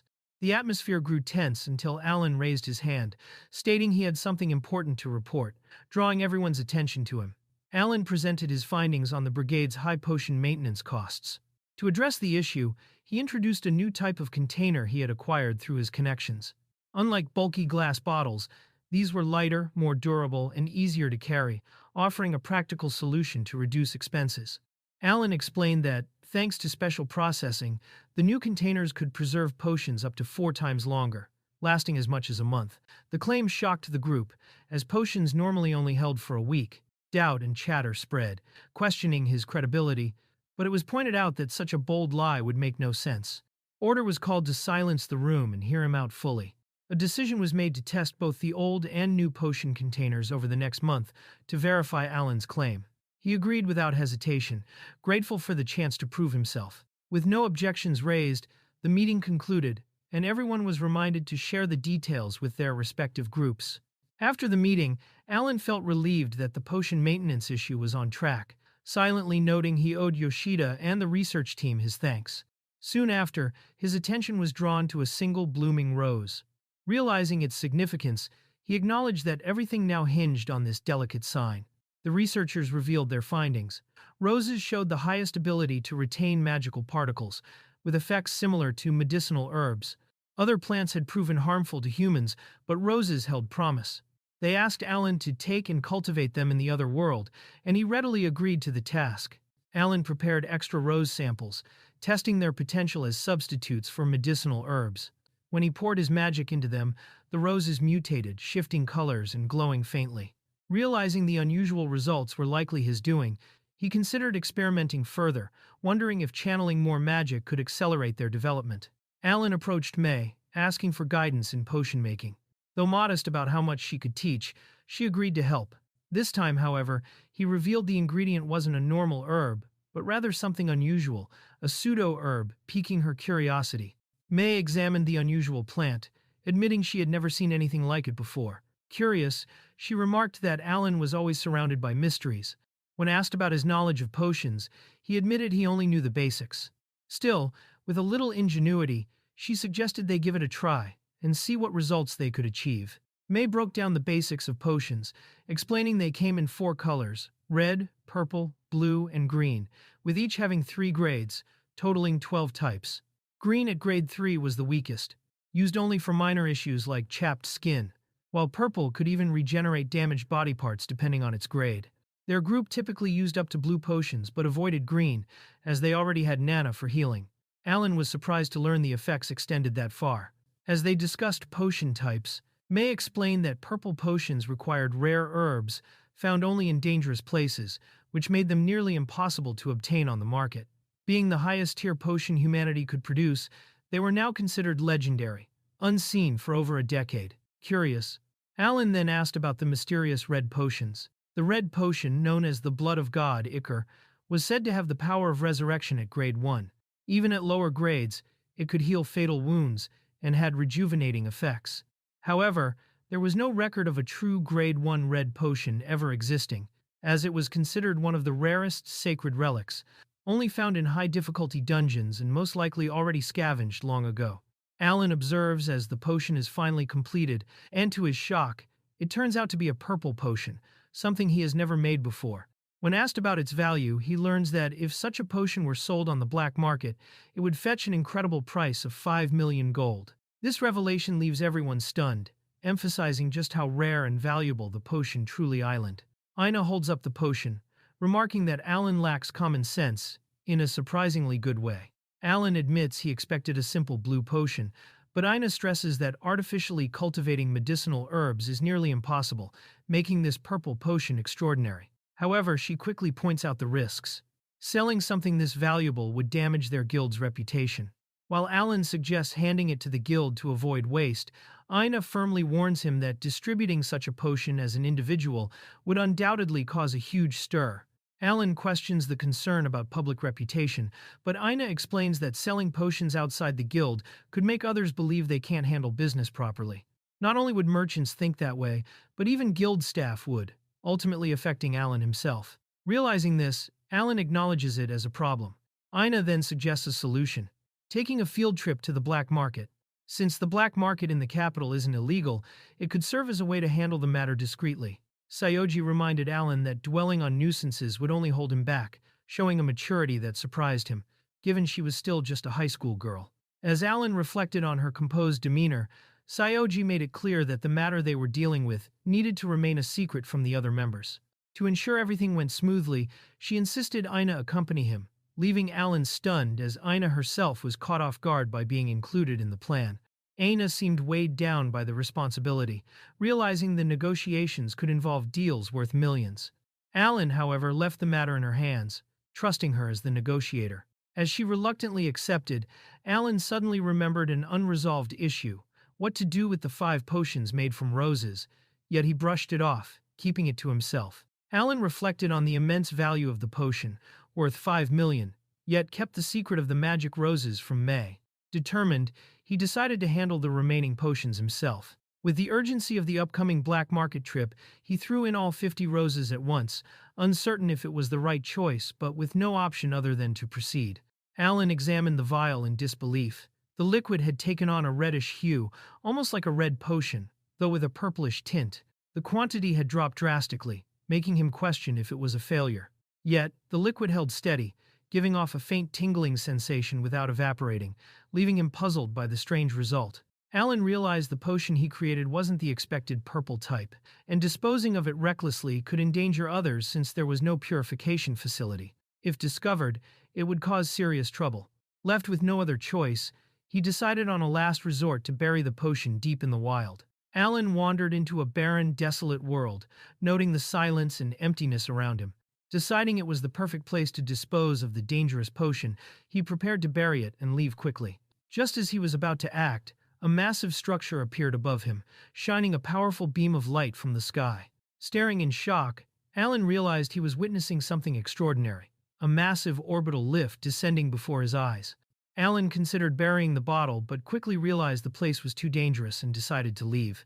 As he moved to another location, the calm sound of birds echoed in the sky. Someone nearby grew concerned, noticing something seemed off about him, and called out to check if he was all right. Alan, slightly caught off guard, reacted to the sudden question. Alan, visibly tired, rubbed his eyes and admitted he hadn't been getting enough rest.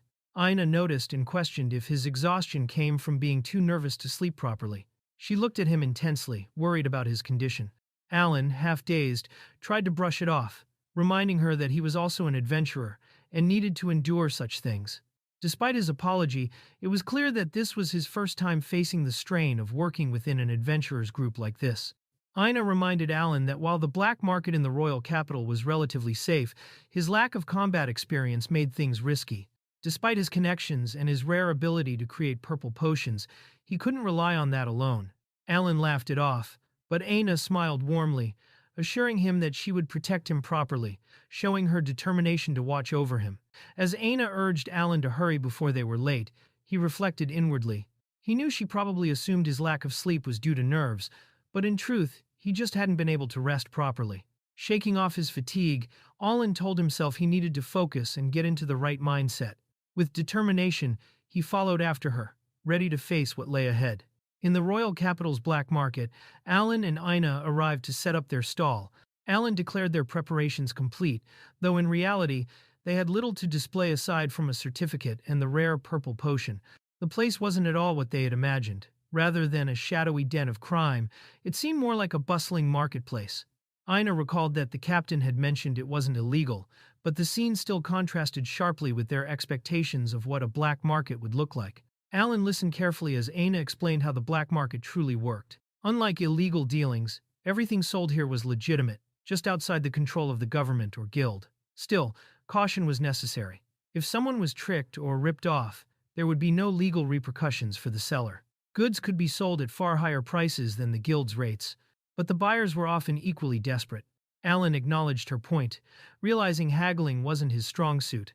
As the crowd grew noisier, Ina noted that the event was about to begin, signaling the start of their real challenge. When the doors to the black market finally opened, a surge of people rushed inside, pushing and shouting to get through. Alan and Aina were nearly swept up in the chaotic crowd, struggling to hold their ground. Observing the sheer number of attendees, Alan couldn't help but wonder if the black market was always this overwhelming. Ina admitted she was already feeling uneasy in the crush of bodies, while Alan kept his thoughts on the possibility of encountering something truly rare amidst the chaos.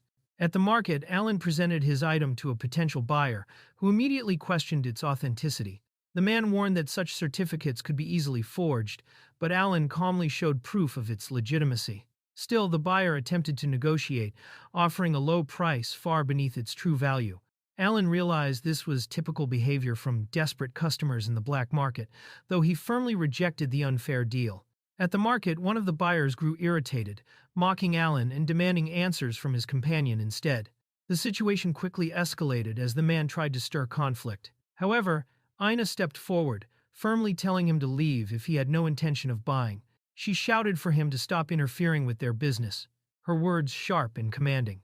Offended by being confronted so directly, especially by a woman, the man lashed out in anger, his pride wounded. As the man tried to lash out at Aina, Alan intervened, firmly grabbing his arm to stop him. He warned the man that he was crossing the line, but the aggressor dismissed him with hostility, insisting he was only addressing the woman. In that instant, Alan struck with a decisive blow, his punch landing with enough force to silence the confrontation immediately. The force of Alan's punch sent the man crashing to the ground, drawing the attention of the crowd around them. Shock and murmurs spread quickly as everyone tried to process what had just happened. Ina, stunned by Alan's sudden and overwhelming display of strength, stood frozen, her expression darkening as she struggled to react to the unexpected turn of events.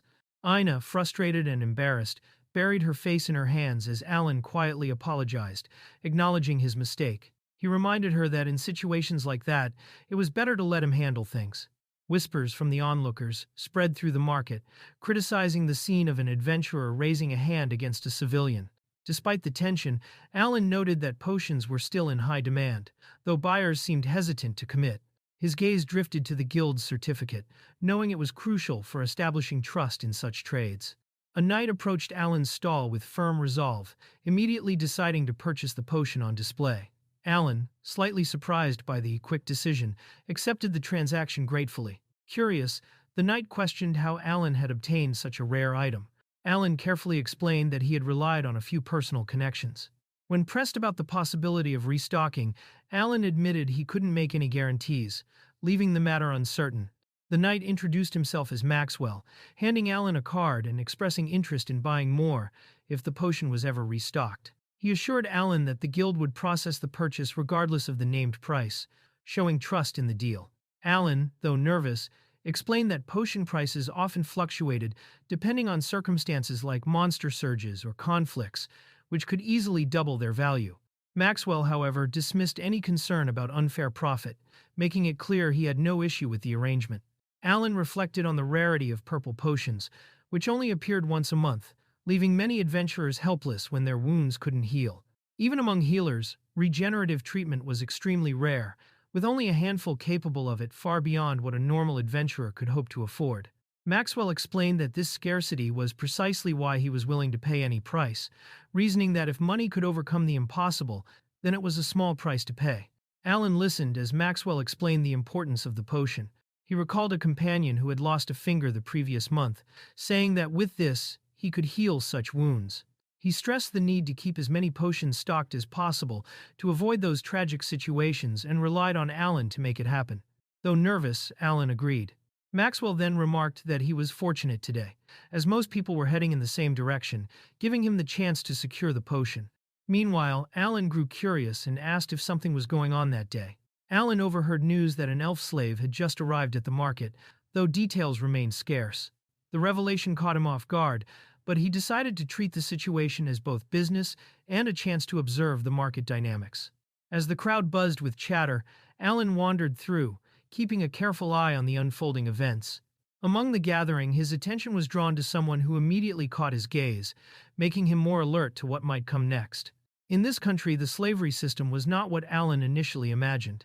Instead of being rooted in punishment or debt, it functioned more like employment, with aspects such as salaries, job conditions, and qualifications carefully managed. Slaves were not forced into the role by crime or misfortune, but rather entered under structured terms. This revelation surprised Alan greatly, as he learned that those under the system could even receive payment and choose the type of work they undertook. The slavery system was explained as one based on mutual consent and contracts rather than coercion. Workers could be categorized into tiers.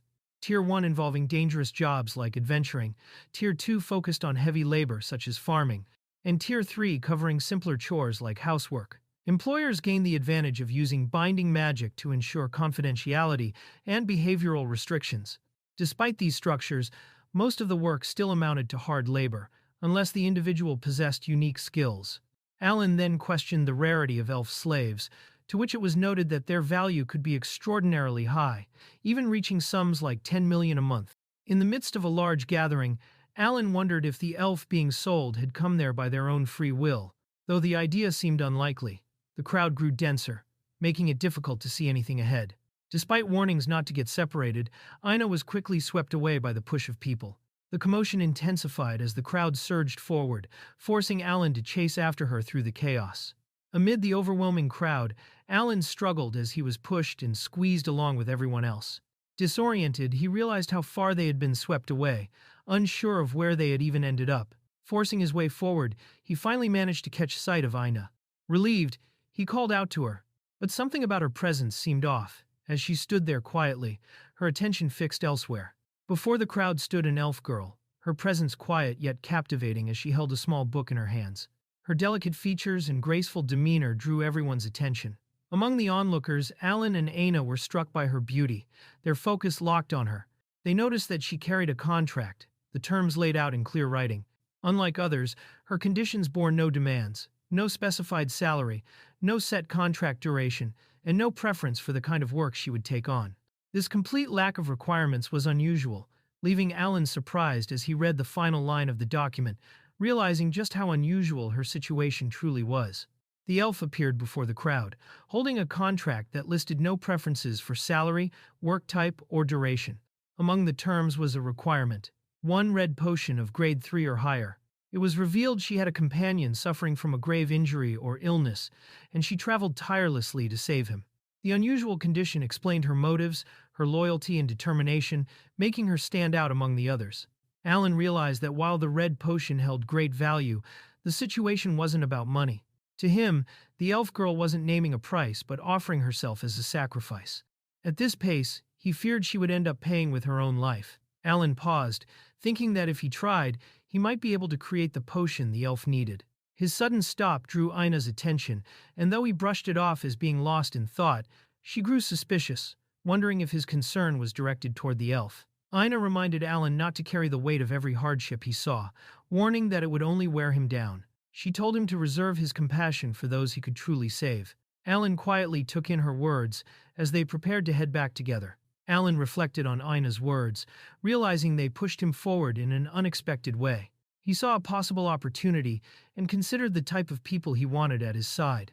Though asking for help wasn't his nature, he decided that, if there was even a small chance, it was worth pursuing. Alan arrived at a quiet house and rang the bell. An elderly man opened the door, surprised but welcoming when he saw him. Despite Alan's apology for the sudden visit, the man warmly invited him inside. Alan was invited to stay for dinner after a long time away, but instead of relaxing, he sat formally, showing unusual seriousness. Gathering his resolve, he told Genji that there was something important he wanted to ask. Alan asked Genji if he could borrow land for a month. Genji agreed, though he warned it was only wasteland.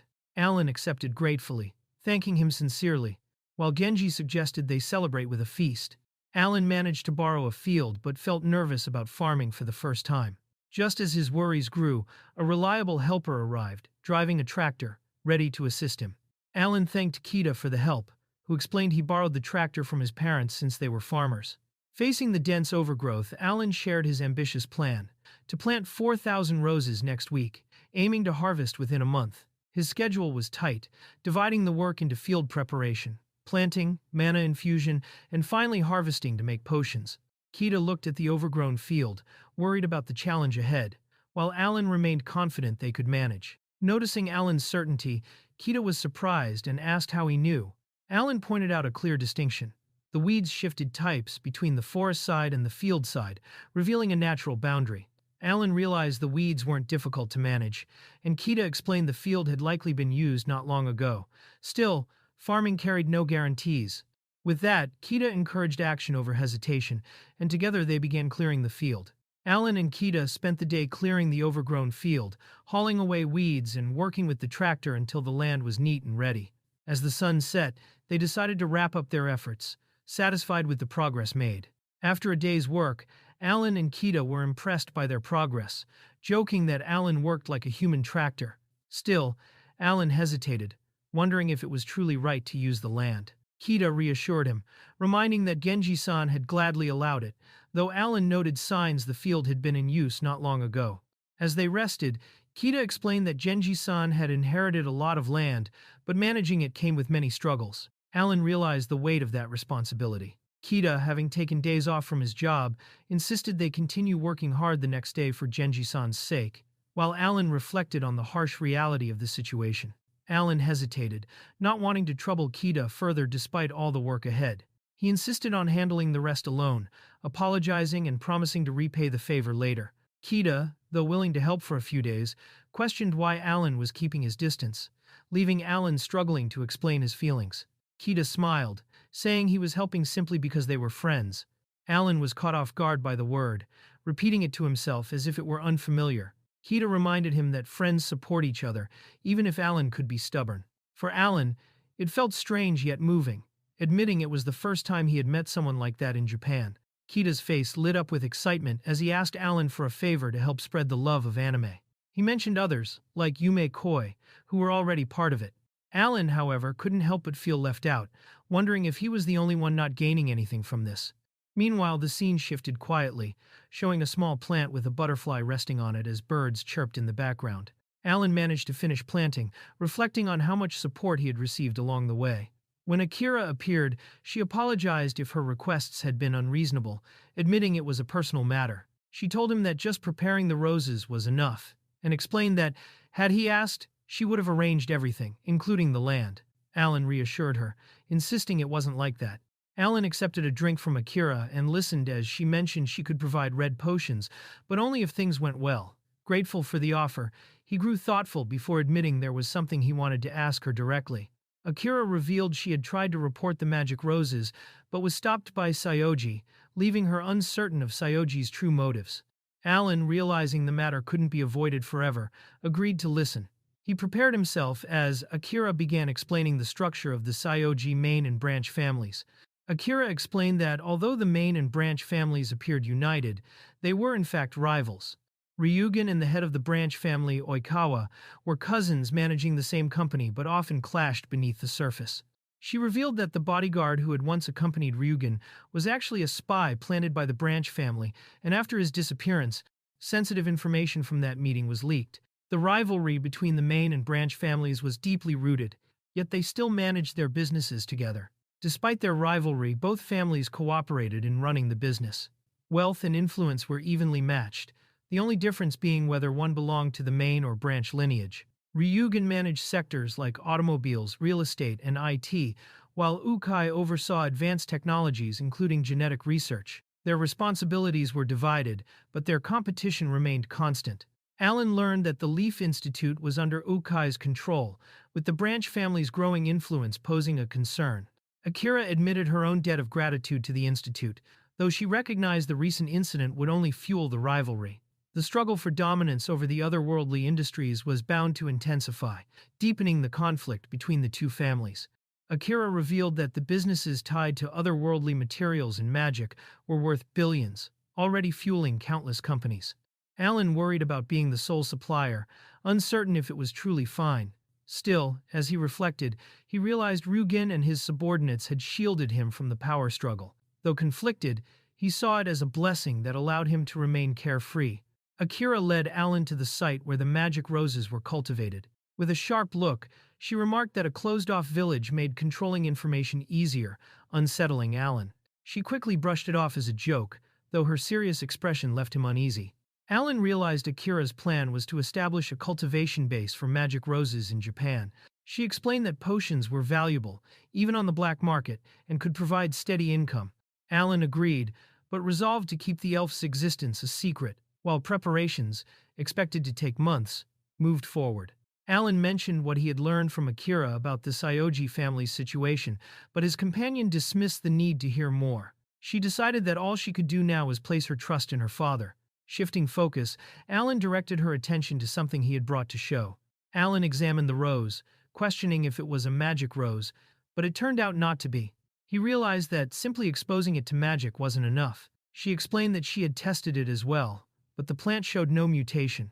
If magic alone could strengthen herbs into producing something like a purple potion, such things wouldn't be nearly as rare or valuable. She reasoned that the secret might lie in individual magical attributes.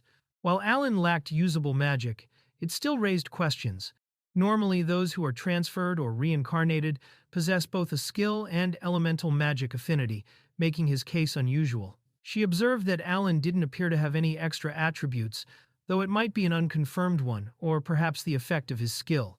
Alan, uncertain, admitted it was his first time hearing about it as well. She promised to inform him if she discovered anything, while he reflected on his ability Moongate, which allowed living plants to pass through.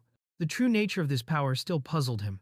Alan reflected on the mysteries still surrounding him, realizing how little he truly understood. With these thoughts weighing on him, he quietly walked through the grand halls and out into the light, the uncertainty of his path lingering heavily in his mind. Alan resolved to begin preparations beyond just securing the red potion, though uncertainty weighed on him about how smoothly things would proceed. As he moved forward, a maid awaited his arrival and guided him inside, welcoming him with courtesy. Alan was welcomed politely and thanked for making time to attend the meeting. Facing the woman before him, he listened as she cut straight to the point, asking what business had brought him there that day. Alan met with a young woman who listened curiously to his story. When she learned about the elf slave, she found it unusual, almost like something straight from a light novel. Alan tried to explain himself, saying he only sought someone who could be trusted to stay silent, yet admitted he couldn't bring himself to ignore the elf. Despite his attempt to clarify, the distance between them grew, as if she found his reasoning predictable. Still, she shifted the focus, steering the conversation towards something she deemed more important. The woman asked Alan not to distance himself, saying his avoidance only made her more eager. Her serious expression left him uneasy, but she quickly shifted the mood as Alan presented a small gift he had brought. With gratitude, she accepted the cream puffs, noting how he often supported her despite the trouble it caused him. Alan, in turn, humbly acknowledged how much support he had also received. She placed the cream puffs into a block of magically conjured ice, preserving them for later. Alan watched in surprise, realizing it was ice magic. She explained how versatile the spell was, useful not only for storage but also as a weapon, showing just how practical and efficient it could be. She explained that what Alan had just seen wasn't true magic, but the result of lifting a fraction of the suppression she kept on her own power. To demonstrate, she released a small amount, causing her surroundings to freeze slightly, even her tea. Alan realized the sheer magnitude of strength she held back daily. Though she admitted it was convenient, she lamented how such things happened whenever she lowered her guard. During their discussion, Alan brought up the matter of the elf slave. He expressed his intention to prepare a house for her in the royal capital. When asked why she couldn't simply stay in the Brigade's residence, he explained that it wasn't so straightforward, especially since the elf also had a companion with her. Alan pointed out the risks of openly keeping the elf slave, especially since some countries ban slavery. If the Brigade were ever sent abroad, it could create serious problems. Wanting to avoid unnecessary trouble, he decided it was best to keep her existence hidden from others. Still, the weight of the matter left him uneasy, knowing that a single mistake could cost him dearly. Alan realized they needed to secure a safe place, as dangers would soon follow. Those who had failed to obtain the elf, because they lacked the required red potion, might now try to steal her by force if they discovered her location. The threat of being targeted grew heavier with each passing moment. Alan agreed to take measures, considering the use of strong magical wards for protection, though it would be costly. To his surprise, she offered to cover the expenses for his house, though Alan worried it could cause misunderstandings. Before he could dwell on it further, She added that there was still one more request she wanted to make. The elf asked Alan for a different name, explaining it was the only way to remain hidden from the public and the Brigade. Alan worried it might be too difficult, but she confidently reminded him of the power the royal family held, where nothing was truly impossible. She reassured him warmly, acknowledging the help he had given her, while Alan questioned if it was really all right. Alan received the assurance that a merchant guild card and registry would be prepared for him, something he could use when needed. Grateful, he thanked her for the help, while she happily reassured him it was no trouble. As they parted, Alan promised with a smile that he would repay the favor someday. Alan left the meeting with determination, knowing the real challenge was about to begin. Soon after, he arrived at a heavily secured facility, complete with cameras, gates, and guards. Observing the scale of the measures in place, he realized the situation was becoming far more serious than expected. Akira emphasized the importance of secrecy, insisting such measures were necessary. She explained that the existence of the other world would eventually become known, and this level of security was also for Alan's protection. Though Alan found it excessive, he accepted it. Akira remained confident, assuring that as long as the village was kept under control, fear among its people would not be a problem. Akira explained to the villagers that the cultivation site was restricted due to joint development with the Saioji group, which they accepted despite their surprise. Alan realized she wasn't wrong, though he knew he'd eventually need to provide more details himself. Meanwhile, the roses continued to grow, expected to be ready for harvest within a week, their success depending largely on the strength of his magic. Alan walked alongside Akira, explaining he had been infusing magic into the roses more frequently and for longer periods, confident it would be effective. When asked to demonstrate, he agreed without hesitation, preparing to channel his magic into the plants. As Alan infused his magic, the roses began to emit a faint glow, surprising everyone. He admitted he didn't fully understand it himself, only that the phenomenon had started happening recently. Alan wondered if the rose's glow could be analyzed to measure magic power, though he admitted it was beyond his expertise. The researchers from the Saioji group eagerly began their observations, their efforts highlighted as a point of pride despite his doubts. The cultivation management was entrusted to the researchers, who promised to oversee the harvest. Later, Alan was approached by a girl who handed him a sealed letter, saying she had been searching for him. The letter turned out to be from a real estate agent, addressing the matter of a house sooner than Alan had anticipated. Surprised, he realized it was about preparations for moving, as he intended to buy a house in the near future. Alan explained there was no special reason for the sudden decision, only that it seemed like a good chance for a new member to join. The idea of already having enough money left others surprised, though Alan brushed it off as simply business, seeing a customer as a customer. For the others, however, it was a world beyond their imagination, leaving them overwhelmed. Alan hadn't told the captain about his plans yet, choosing to wait until after things were more certain. Without wasting time, he rushed off to check the matter himself, leaving the others behind, curious and wondering what was happening. Alan was shown the property by the agent. Upon seeing it, he felt overjoyed, calling it his temporary dream home. Alan entered the house, guided through its many rooms, including a study. He noted the excellent natural light and ventilation, impressed by its design. The place looked new, fitting for one chosen by the princess. Leaving him quietly amazed, Alan discovered a bath in the house. The agent explained how it worked. By infusing a special stone with magic, water would flow and could be boiled with ease. Amazed, Alan thanked her for the explanation. Alan marveled at how advanced the house seemed, wondering if even the toilet was special. However, after checking, his excitement dropped, realizing his expectations had been too high. Just then, someone called out to him, catching his attention. Alan awkwardly admitted he had been curious about the capacity of the place, realizing he acted just like when he stayed at an inn. After inspecting everything, he decided to move forward and asked to proceed with the contract. The agent agreed and left to prepare the necessary documents.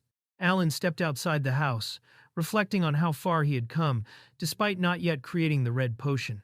The weight of the situation sank in, as he realized that if his efforts failed, he would end up living alone in this place.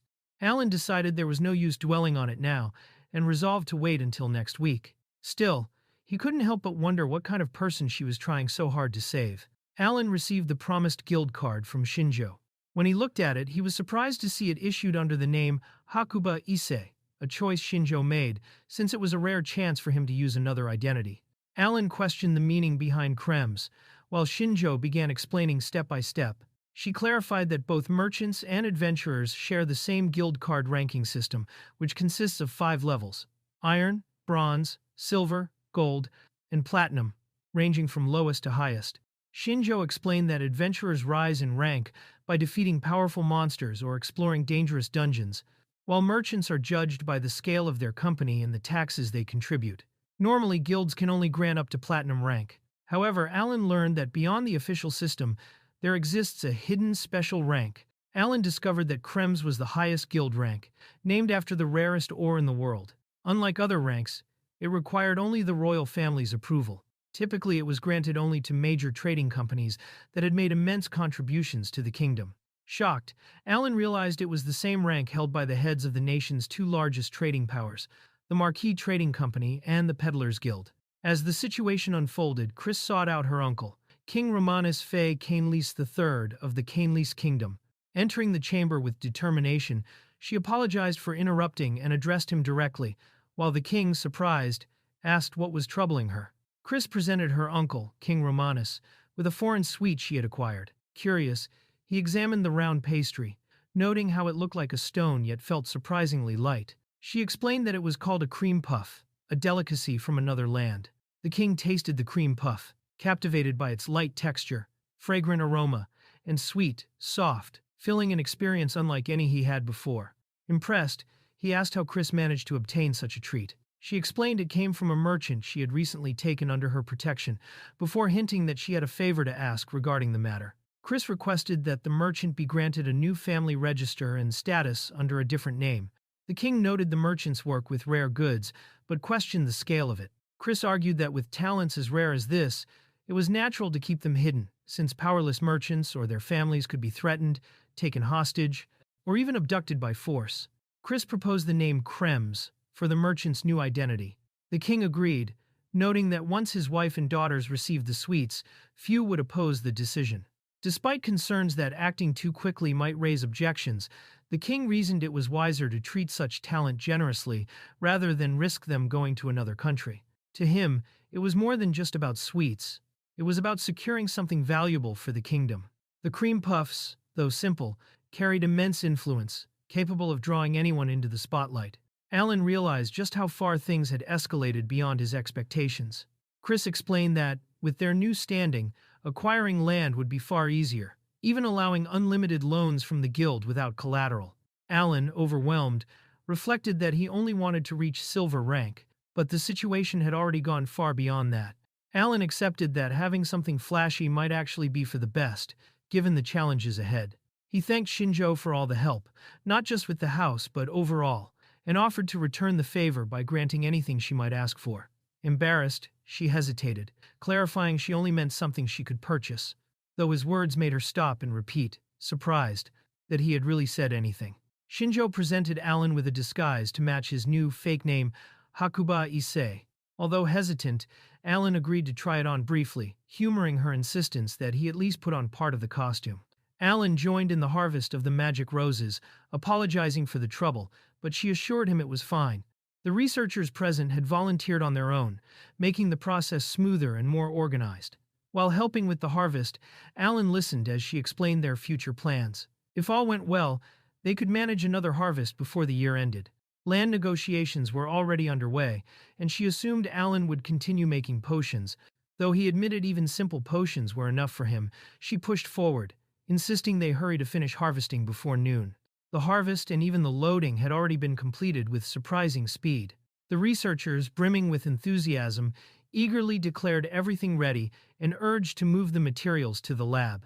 Alan, a bit overwhelmed by their energy, followed along with the others toward the research facility. Inside the laboratory, the atmosphere shifted as one of the researchers, now fully serious and professional, immersed himself in his work. His focus was unwavering, and his demeanor contrasted sharply with how he had appeared before. Carefully, he prepared a mixture, letting drops fall precisely into a container. Before their eyes, the liquid settled, taking on a deep red hue. The result was clear. It was a red potion, a creation that carried great significance. Alan observed the progress with a quiet hope, though doubts lingered in the air. The potion being created was said to possess incredible regenerative power, capable of restoring even vital organs such as the brain and heart. Yet, despite the claims, the reality of it still felt difficult to believe. Even those closest to the work admitted their uncertainty, unable to fully grasp the true nature of what was being produced. The discussion turned to the legendary grades of the potion. Grade 1 was said to grant the power to resurrect the dead and achieve immortality. Though no records proved its existence, only vague mentions scattered in old texts. Grades 2 and 3 were considered the same, often monopolized by past authorities and excavated only once every few years. Alongside these claims, the potion was also rumored to hold rejuvenating properties, adding to its aura of mystery and fearsome potential. Alan reflected on the rarity of the potion's practical medical use, noting that once the brain or heart was fatally damaged, it was already too late. However, records existed of someone who had lived to 150 years old, supporting the potion's rejuvenation claims as genuine. While he acknowledged the point, it was also argued that since purple potions could regenerate limbs, it wouldn't be unreasonable for the legends about this potion to be true. The uncertainty surrounding the red potion's true effectiveness left doubts about its use as treatment, with fears it could inspire false hope. Yet, despite the lack of concrete evidence, it was argued that even uncertain hope was better than none at all. Her companion seemed to share this understanding, aware of the risks, but still valuing the possibility it offered. Alan reflected on how others might have felt during uncertain times, recognizing the weight of the situation. Though the schedule was tight, they acknowledged that even studying the potion's effects could have offered comfort. Initially planned for only 2 bottles, the outcome exceeded expectations, producing slightly more than anticipated. Alan marveled at how much potion had been produced in just an hour, far surpassing what he could manage overnight on his own. The purity and smooth flow of the liquid amazed him, making it feel almost like magic.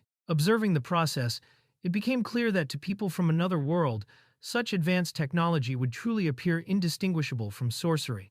Alan wandered through the bustling black market, observing the overwhelming activity even on its final day. The trade rules proved far too strict, making it difficult for many, even elves, to sell their goods. He noticed that some companies had attempted to present high-grade purple potions, yet all were turned away. This reinforced the truth only the red potion was truly indispensable.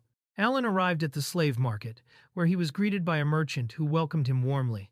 Without hesitation, Alan declared his intent to purchase the elf slave, prompting the merchant to confirm whether he had read and understood the purchase conditions. Alan confirmed he had read the purchase conditions, though the heavy guard presence around the market was evident. When asked to present his guild card, he calmly handed it over. The merchant, upon seeing it, was shocked and visibly shaken by what was written on the card. Startled by the guild card's significance, the merchant rushed off in a panic. Alan realized the card truly held extraordinary weight. Soon after, another man, Bank, appeared, smiling nervously yet respectfully, declaring that he would personally oversee the transaction. Bank led Alan inside with a welcoming tone, expressing anticipation in working with him. He explained that one of his recent clients was part of the royal family, which heightened his caution. While acknowledging Alan's crem's rank, Bank admitted he didn't know his name or background, and asked when Alan had received such a promotion. Alan revealed the red potion when asked during the negotiation. Bank, astonished, requested to hold it. Though he had worked as a merchant for many years, this was the first time he had ever seen a genuine red potion, leaving him deeply impressed and in awe. Bank decided to have the potion appraised to confirm its authenticity, and Alan agreed without hesitation. While the appraisal was being prepared, Bank explained the details of the elf slave. Her name was Eula, and she possessed abilities in reading, writing, arithmetic, as well as skills in both magic and archery. Eula's abilities extended beyond basic skills. She possessed vast knowledge of plants, making her suitable as a servant, adventurer, or even researcher. Alan considered her potential usefulness in cultivating the magic roses.